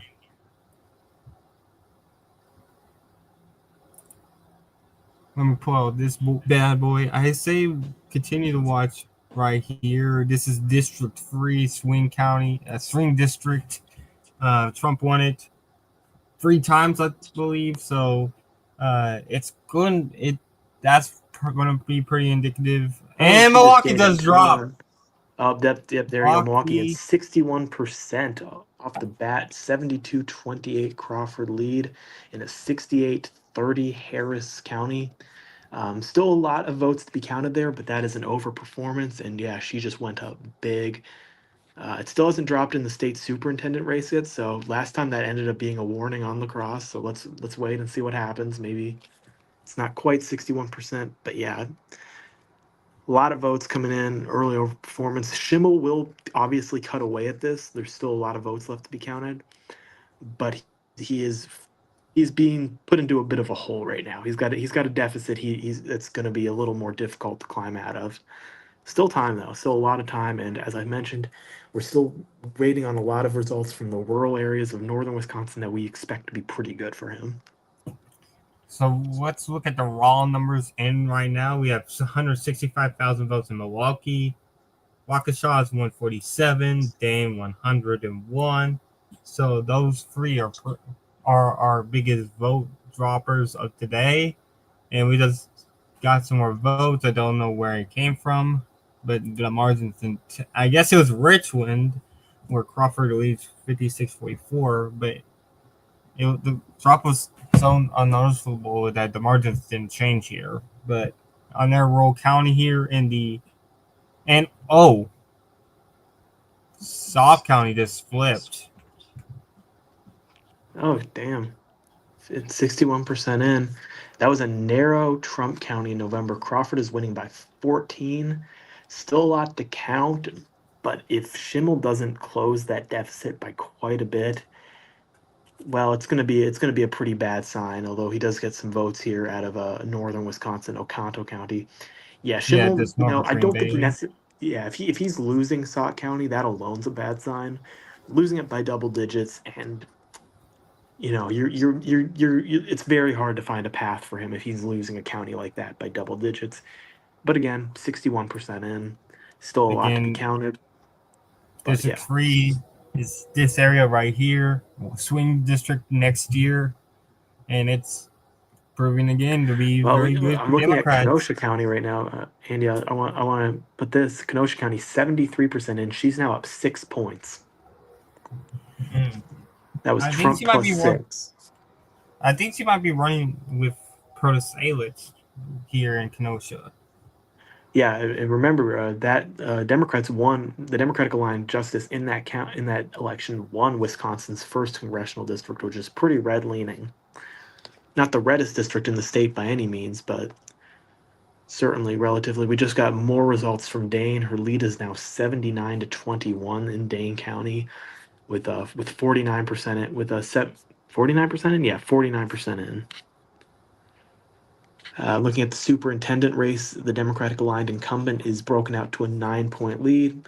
She's been running behind on Crawford more or less all night, but Crawford's moved into a more comfortable position and she's taken her with her. So we'll see what happens here. But Crawford is a modest favorite as it currently stands, and might be higher than that. I'm waiting for some completed counties before I make any declarations, but certainly everything that's come in so far has been better for her.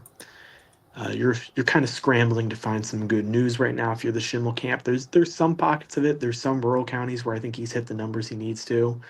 Although I just checked Waukesha County, and he's now underperforming Trump there with 60% in. Oh, here comes Washington finally. And it's a good result for him early, 67-33. That's about in line with what Trump got. That's not I said good result, 33% in. Considering what's happening elsewhere, I think he probably needed to outrun Trump in Washington with what's going on elsewhere so far. So not a bad result for him, but he probably wants a little bit more out of there. Probably wants a little bit more out of Waukesha, where he's currently only leading by 16, less than Yeah, Trump's he's 20. coming in pretty good. Got more votes coming in red counties.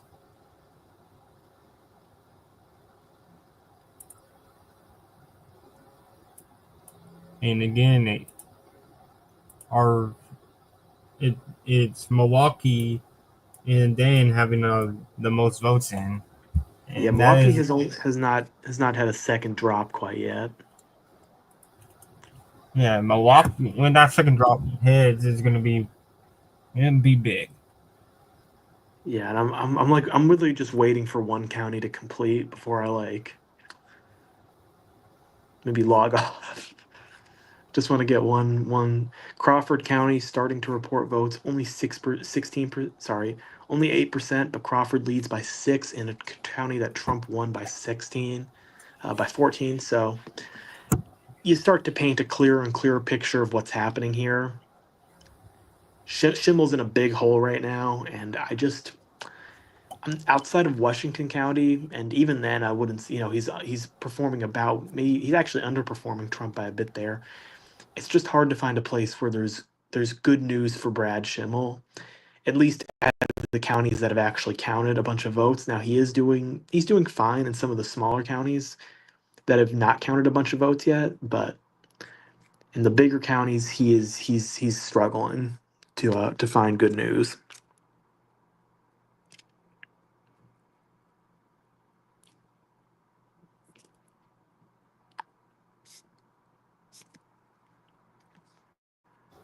All Similarly, right, Democrats are up now by 11 in the superintendent race, which I'm also watching, as I and we think that got one Northern is a Tier little bit, County in.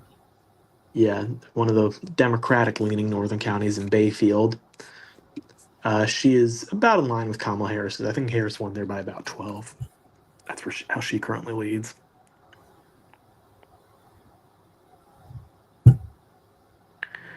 Some of the people I'm reading about on Twitter have noted that Schimmel probably needs, based on history in Wisconsin, Schimmel is probably going to perform worse than Trump did in the rural areas and the driftless areas. And I think you can see some signs of that. They haven't all reported a bunch of votes, but like you look at like Scott County and like La Crosse County, and he's currently on track to underperform Trump. So a lot of people have pointed out that in order to win, he probably needs to overperform Trump in the WOW counties. Now there's still quite a few votes to come in from those counties, but currently he is not overperforming Trump in a single WOW county. And Susan Crawford is actually still leading in Ozaukee with 50% in. Go check that out. She's up by 2. Trump won there by 11, 50% in. She's still leading there. Yeah, it's pretty. I don't think Palisades won there. No, I don't believe she did. All right, so we got a new tool here. It looks like from the New York Times, and it is as more votes are counted. Forecast will update its estimate of a million ballots for each candidate. Getting a Wisconsin needle. Can we get the needle here? Oh, I don't like the needle. I think the needle made more sense when we counted votes faster back in the day. I think as elections have slowed down a bit, it's become a little bit more finicky. I mean, the needle was pretty accurate back last year. Oh, here's now. Of course, they have some issues in the past. We recognize that. With that said, Decision Desk HQ is projecting that Crawford's going to win this race. Ooh, Dane County is now up to 57%. Crawford's still up 79-21. Margin remains the same. They actually adjusted Milwaukee. Now it's only 51% from 61% in. I'm gonna wait for maybe one more big dump from the county, but I do think based on what I'm seeing, what I'm reading, I agree with Decision Desk. I think Crawford is a pretty strong favorite to win this race at this point. The question kind of comes down to, will it be a single digit race or not? That's still definitely possible. There's still a lot of places where Schimmel could gain. But as of now, he's just not seeing what he needs to see to win this race. Now I'm gonna wait for one more county before I make any grand declarations. Outagamie County, that is interesting. It is a 200 vote race there.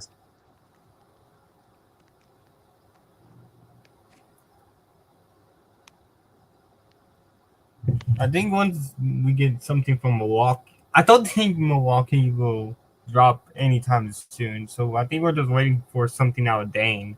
Yeah, we might be waiting for one more something back Dane from blast. I'd also accept something from like Door County. Sorry, not Door, Brown County. Door is still only 30% in. But the way she's been performing out here in District 3, it's Yeah, the been driftless area. Well, as I incredible. mentioned, there was a lot of there was a lot of people noting online that historically in these Supreme Court elections, Republicans have just not done particularly well in the driftless area, especially compared to Trump. And so assuming Schimmel was also going to do poorly there, and so far, he has not been doing great. He's underperforming Trump. Now, there's still a lot of votes left in that area, but he is underperforming Trump in most of most of the counties there. Schimmel is probably going to need to overperform Trump in the WOW, and that has happened in the past Supreme Court elections. They do tend to do a little bit better than he does in the WOW. Right now, though, Schimmel is not performing. He's underperforming Trump in all the WOW counties. The only WOW county with 70+% in is Waukesha. He leads there by 16 points. Trump won there by 20 in November. So yeah, I mean, I'm waiting for one more big dump, but it's pretty hard. It's pretty hard to see the results for him right now. Yeah, I wouldn't say and he's gotten. I wouldn't say he's gotten what he needs like anywhere right as of currently now, except maybe a couple rural counties that haven't reported a bunch of votes. So if you're a Republican or you're in the Schimmel camp, you're hoping for any type of good news at this point. all right, so we got some estimated remaining votes. Milwaukee has about 160. Dane has about 120. Kenosha has about 11,000. So, and I don't think he has enough to overtake her in Kenosha. That would be big. 80%.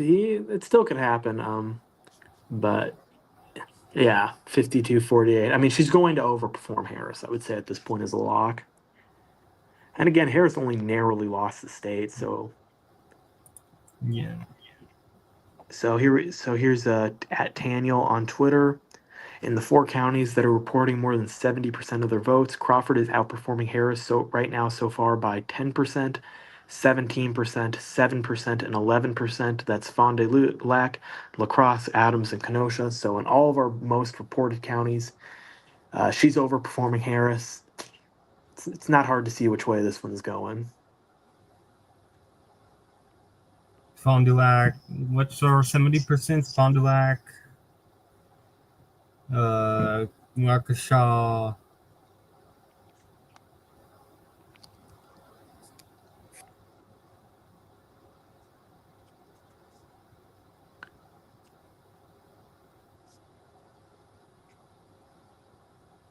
Kenosha. Oh, Kenosha just got a drop in. It's now up to 92%. And Crawford actually expanded her lead. Yeah, she's still up. Looks like, yeah. I'm looking around. I'm looking for anywhere. I try to be as cautious with these races as I can, so I'm looking for anywhere where there could be good news for the Schimmel camp. She's outperforming Harris in Rock County so far. I think it's up here. I honestly think he needs to do it up here. She underperformed a little bit in Douglas County.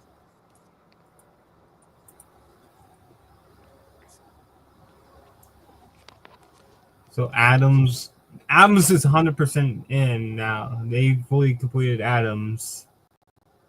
Okay, I am gonna call it because I just looked. He tweeted this about 5, 6, 7 minutes ago.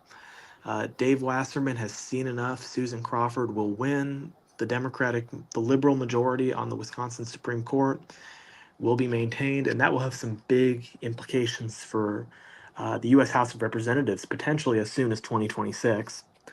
Yeah, Obviously, I'm reluctant to cross Wasserman at any time, but looking at this with my own eyes, I can't find a single result where Schimmel is actually like hitting what he would need to hit to win. I just got some votes from Shebogan, but yeah, there's just not an area of good news for him. I think at this point the question is like, is it a double-digit win or not? I can't really say that for sure. and Democrats look at have it. won a lot of these by about 11 points, but yeah, I don't see the path for Schimmel to pull this off. It's a little closer in the superintendent race that not as many people are watching, but I do think Democrats are also probably pretty favored in that one, even if you can't quite call it. Uh, and I have to go. I have something going on, so I think that's going to be all for me tonight. It was nice to be back on Yeah, stream, and glad we were able to do this whole maybe election. we'll have you back soon. All right. Thank you, Dante. That was uh, Dante from Tuning Out the Stack on Substack. It was a great to have him back. So here we go. It is so as you can see right now here, the Times now has the model saying that Crawford should gain more votes. So it seems like Crawford could expand her lead even further in by their model. But there's still a lot of votes out here. It is very likely that she doesn't that Schimmel will get some decent amount of votes up there in the reddest of the red there in Wisconsin. 42% of the vote has been reported. I think we're just waiting on a potential drop in Dane and Kenosha, and she wins Kenosha by 6 points. Kenosha is fully completed. I think we can safely say that she is going to win this race. I think she is going to win this race pretty handily. The question is, will it be in double digits like 2 years ago or not? It is going to be very close. And it is the WoW counties have flipped. Ozaukee County, she is trailing by a point. She's trailing Washington by that is yeah. The WoW has been doing very good for her right now, as well as the rural areas here in District 3 of the congressional race. Used to be reliably Democratic here, shifted and shifted in the midterm, mostly shifted in the midterms in 2010 and 14. Voted for Obama, voted for Trump 3 times. In the 3 times we had Trump on the ballot, we're approaching 1 million votes counted with 42% in. We should get about 2 million votes casted today, which is a midterm result here. Very good result here for the Democrats. A very good night for the Democrats as a whole.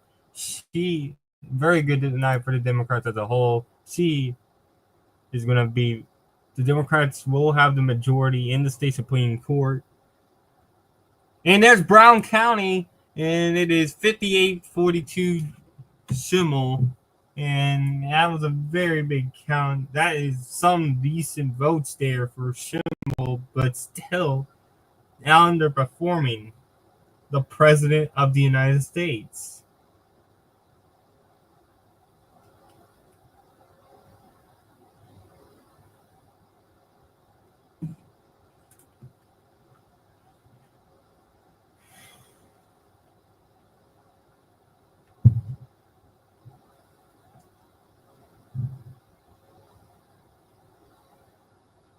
Jesus Christ, Steph.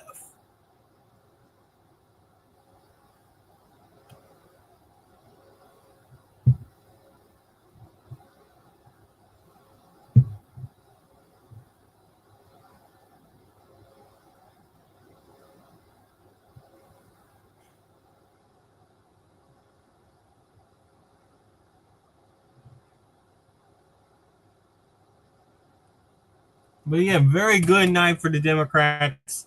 Ken Martin should be happy about this. He was pretty aggressive this on today's election, and then we got another vote dump. Where is it from? It was Dane. We had another Dane drop. 79 to 21 is now the margin here.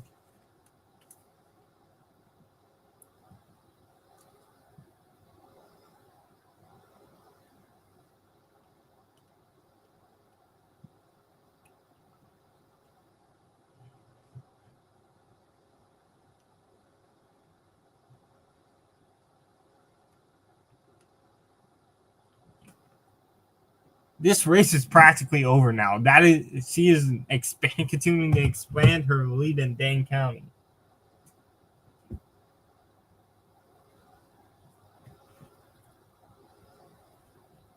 This race is practically over. She has now officially won Kenosha.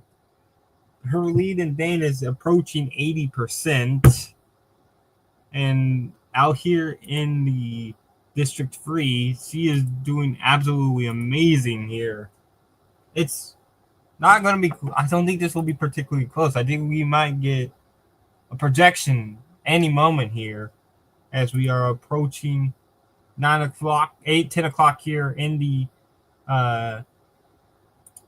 east, 9 o'clock in Wisconsin. 45% of the vote is reported, and this is not particularly close. We just crossed 1 million votes reported. 44% of the vote is reported in, and it is not a good night for the Republicans here in Wisconsin. They will send back a Democratic court, and yeah, this will have very big implications on national politics real soon.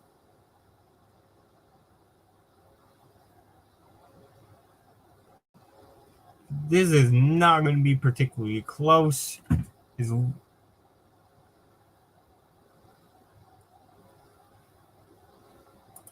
Times may be waiting on another big drop here, but over 1 million votes have been reported. We're about 44% in, and it is. We have a fairly even split now with the Dane drop. So I think it's likely she may a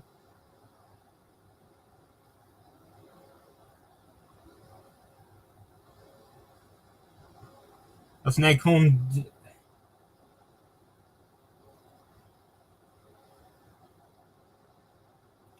And there has been, and there were more votes. It just shifted back to Crawford having more votes out than Schimmel.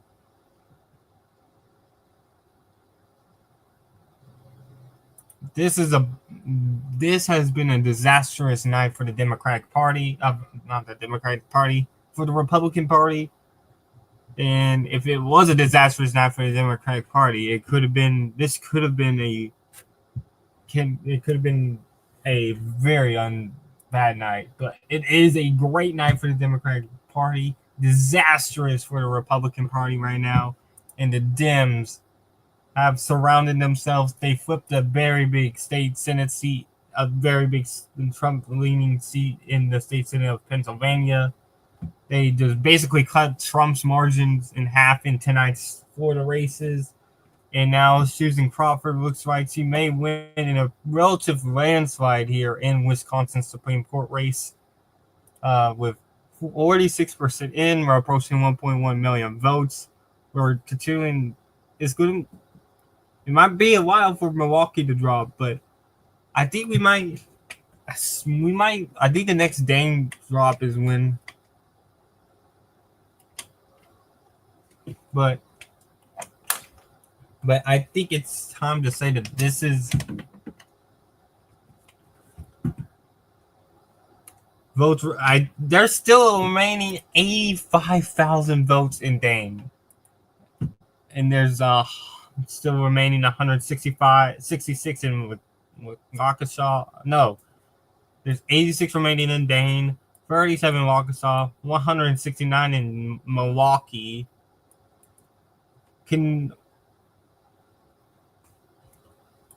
Brown still has 76,000 votes left. Could slightly favor him.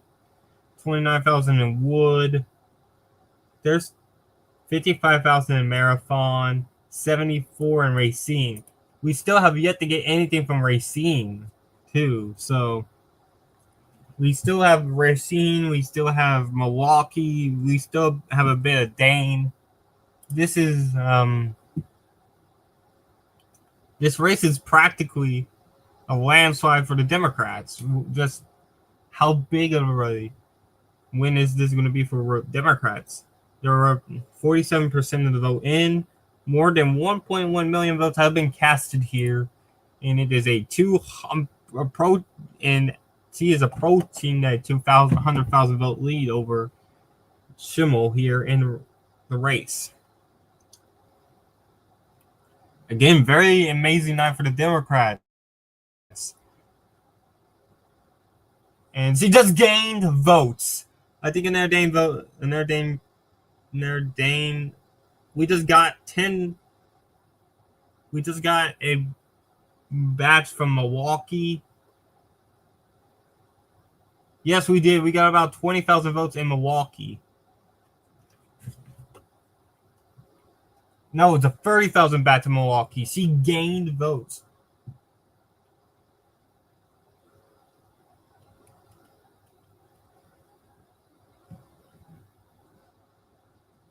She just gained votes. It was about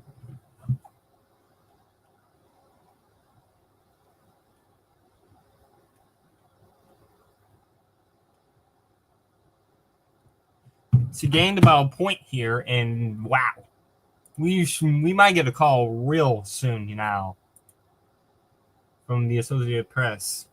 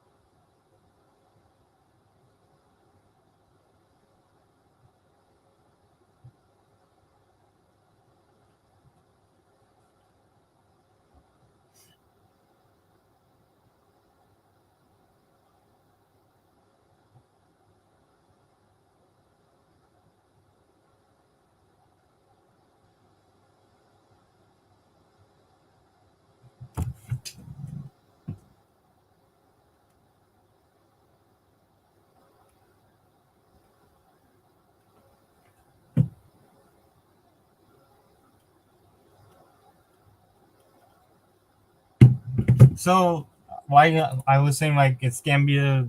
I think Obama was the last one to win it. No, it was JFK in 1960. That is insanity.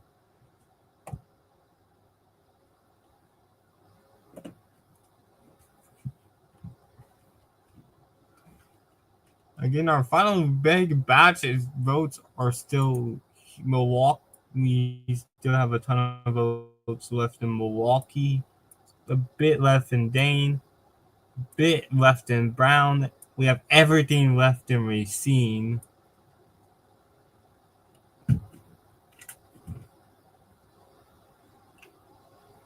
So,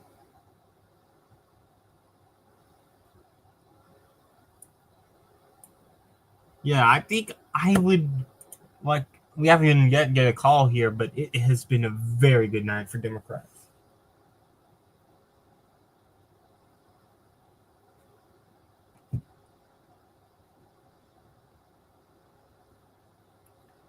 Steph, what the fuck?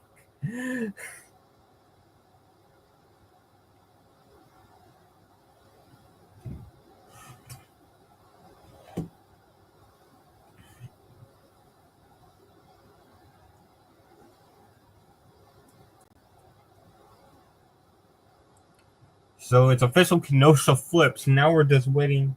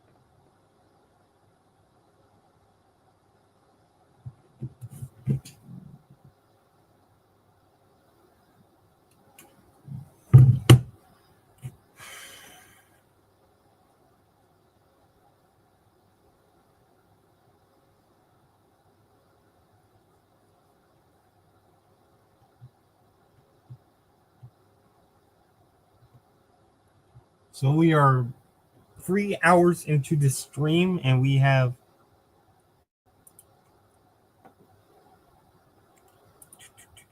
I don't see where he can catch up here. This could be within single digits, but I just don't see where he can make up votes. So I don't. And we got vote jump. Vote dump has just came in. It was Waukesha. Waukesha with a drop. It was wow.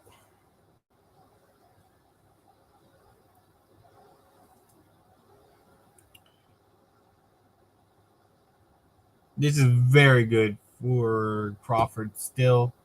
56-44, 12-point lead. But that Waukesha drop.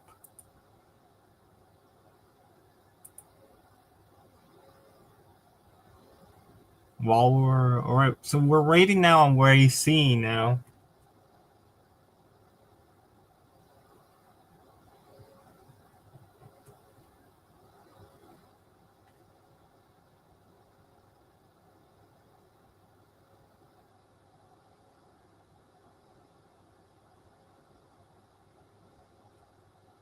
So what do we have left? So we have 163,000 left in Milwaukee, 96 left in Dane. Waukesha has 21 left.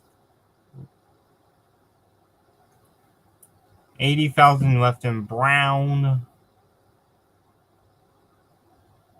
26,000 in Columbia. 37,000 Jefferson. 79,000 Racine. 37,000 St. We still have. There's some places where he can gain votes, but is it enough to put in a hunt? Is it enough? It would need to be a miracle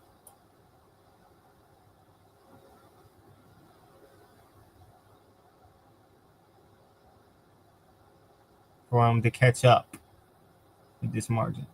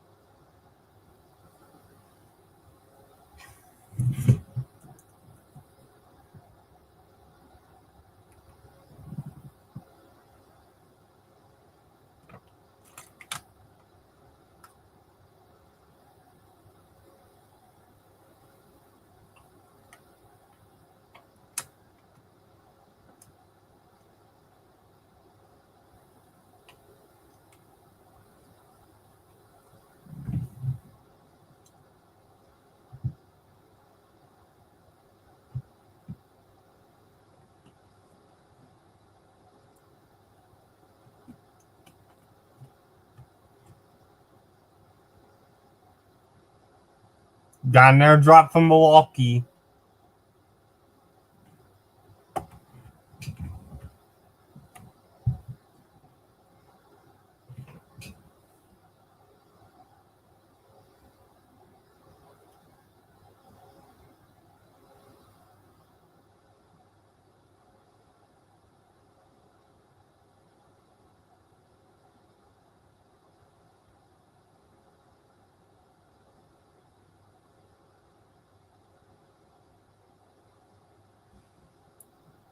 And an airdrop. I think this was Dane.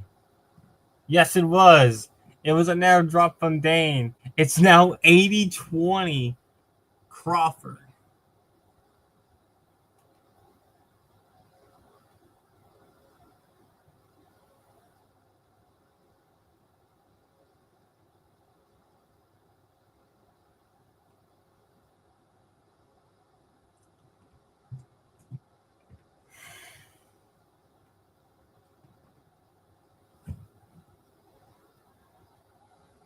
We're approaching 1.4 million votes.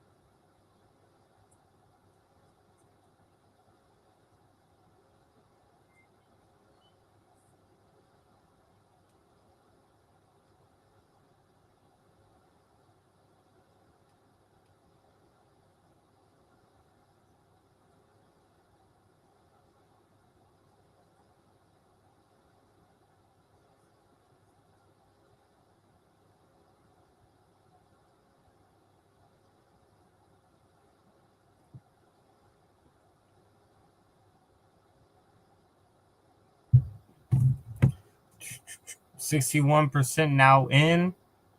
55.9 to 44.1. And Racine, holy smokes.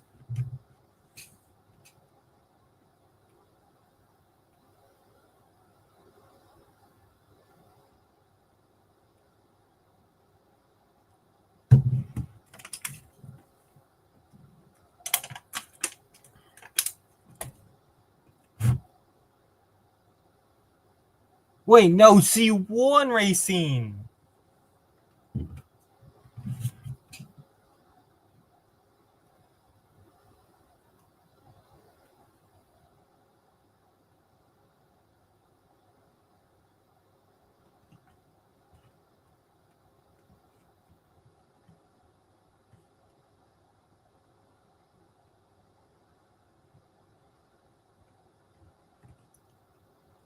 I think that the night's done. She just won Racine County.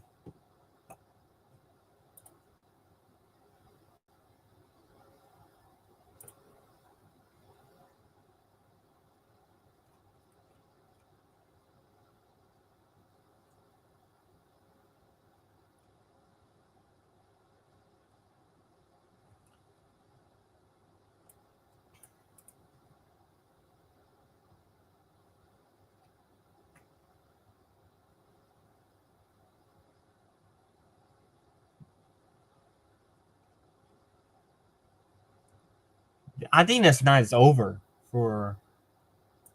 I am like with Racine now in. He doesn't gain. She gained votes from Racine. She won Racine, and he's not winning these counties up here big enough by big enough margins to win this election. I think this race is over. We have not yet got a call in Racine. I mean, in this race, but it's pretty obvious that she is going to win this race.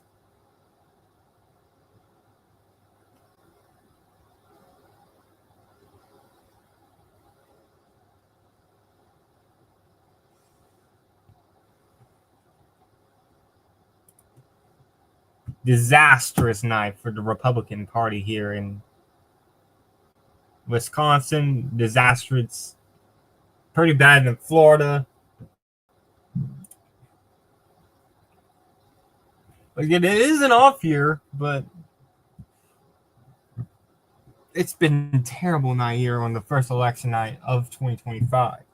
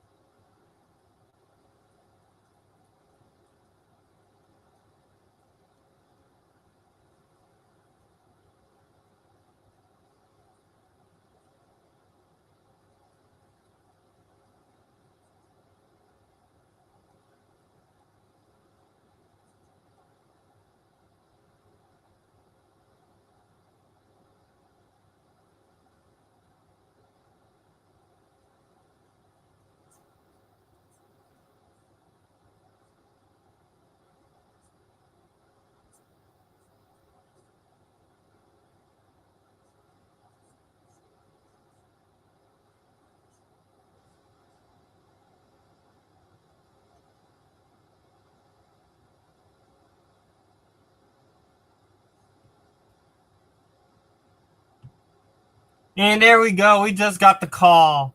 We just got the call. Democratic candidate Susan Crawford has won. We have the projection. Susan Crawford will be the next Supreme Court justice, and this night is over.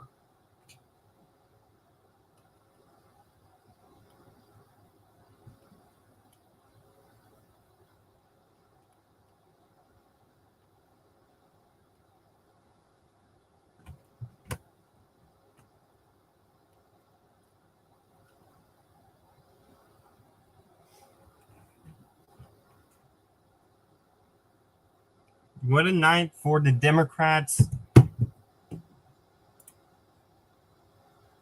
Democrats have won the Wisconsin Supreme Court race. 64% in. Crawford wins and is going to win by about 200,000 votes.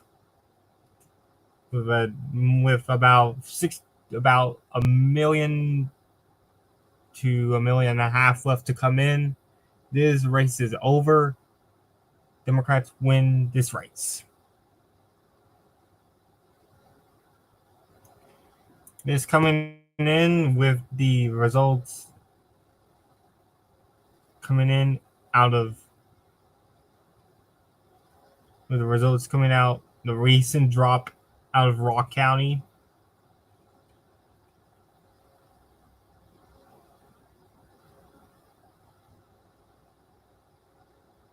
Crawford had won that batch coming out of Rock County. As such, she wins this race. Rock County, right outside of Madison. She wins this race. She won the batch. Her lead is going to be around 10 points. What a night for the Democratic Party. Having a good outperformance from Harris in every race. Kim Martin has been aggressive in his first few months as DNC chair, visiting Florida's 6th, Florida's 1st, spending money in those Florida's races. And obviously in his home state of Wisconsin, his candidate wins. A great first few months for DNC chair Kim Martin. Susan Delbene put in money in both Florida districts as well as the DCCC chair.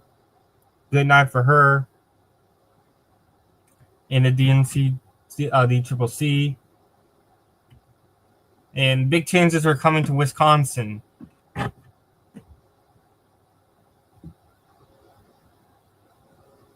Republicans' threat to impeach a justice will not be worrisome anymore, since their gerrymander in the state house was kicked out and they lost their supermajority. What a night for the Democrats. It now seems like a fair map is going to come to the state of Wisconsin. Tony Evers, good night for good. I don't know. I just can't explain how amazing this night has been for Democrats. Again, it's still an off-year election. We should expect, but Republicans brung in the cavalry this time, and they still have got their butts kicked. I don't know what this night will have and will show for next year, next fall, but I'm pretty confident that what it shows for this year is that Virginia could get nasty for Republicans. Even though they hold the governorship, it is in doubt. I have doubts that they could win it. I had doubts that Spanberger could keep it within the Harris margin, but now I don't know what effects we'll have for the rest of the year. But in November, this November will be their election night. I'll be live for that. We'll see what happens. Democrats have been doing very well in these off-year specials.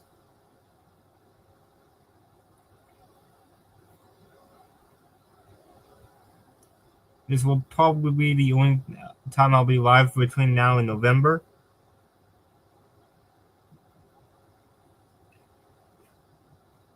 Good 3.5 hours, almost 4 hour stream. You guys have been a great audience. Great night for the Democrats. I am happy about this result. In closing, I think Republicans need to get their heads out of their ass, because they looked incompetent out there, losing true Trump, almost having Trump's margin and victory in 2 seats be cut in half just 6 months after Trump got reelected. It just does not look good. And if I'm the DCCC, if I'm Susan Delbini, I would be looking at nearby for the 7, for the 13. In Wisconsin, you should definitely be targeting some of these races, the seats in Wisconsin. This is just a great night for the Democrats. But as we get closer to the midterms, it's going to be very, very clear. Trump came into tonight with a 47% approval, probably. I think it was a 47%.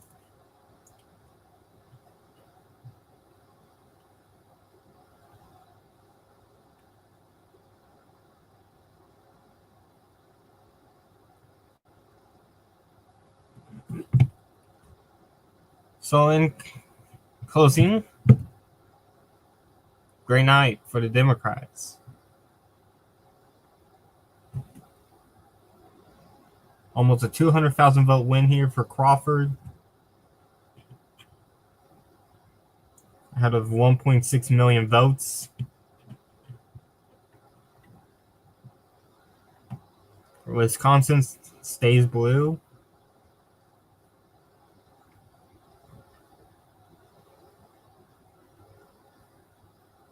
Again, Republicans got to do some mini soul searching between now and next November. They definitely need to do it before this November. Before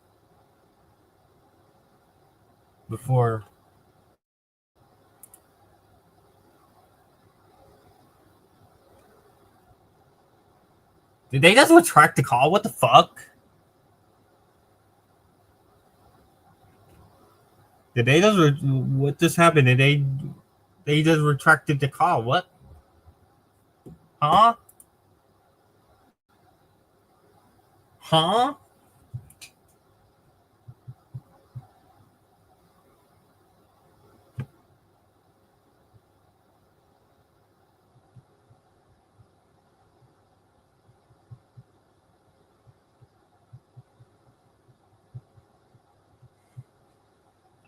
I don't know what just happened. Was it like, oh, there it is. There it is back. It's back.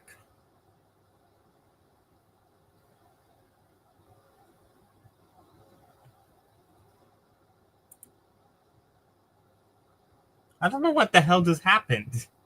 But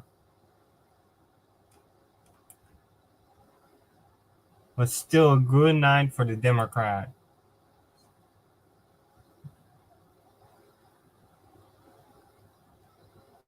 11-point lead.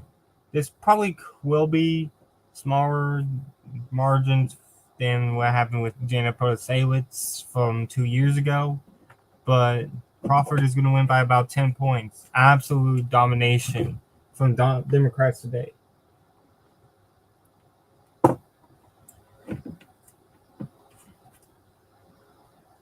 So, I've been SPC covering tonight's election night. Thank you, everyone, from tuning in. I'll leave you with this. Even though you may think our democracy is at risk, or we shouldn't look at elections that happened these years. But you should vote in any election to make your voice heard.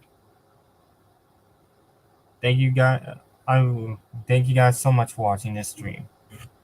I'm SPC. Until November, I am signing out.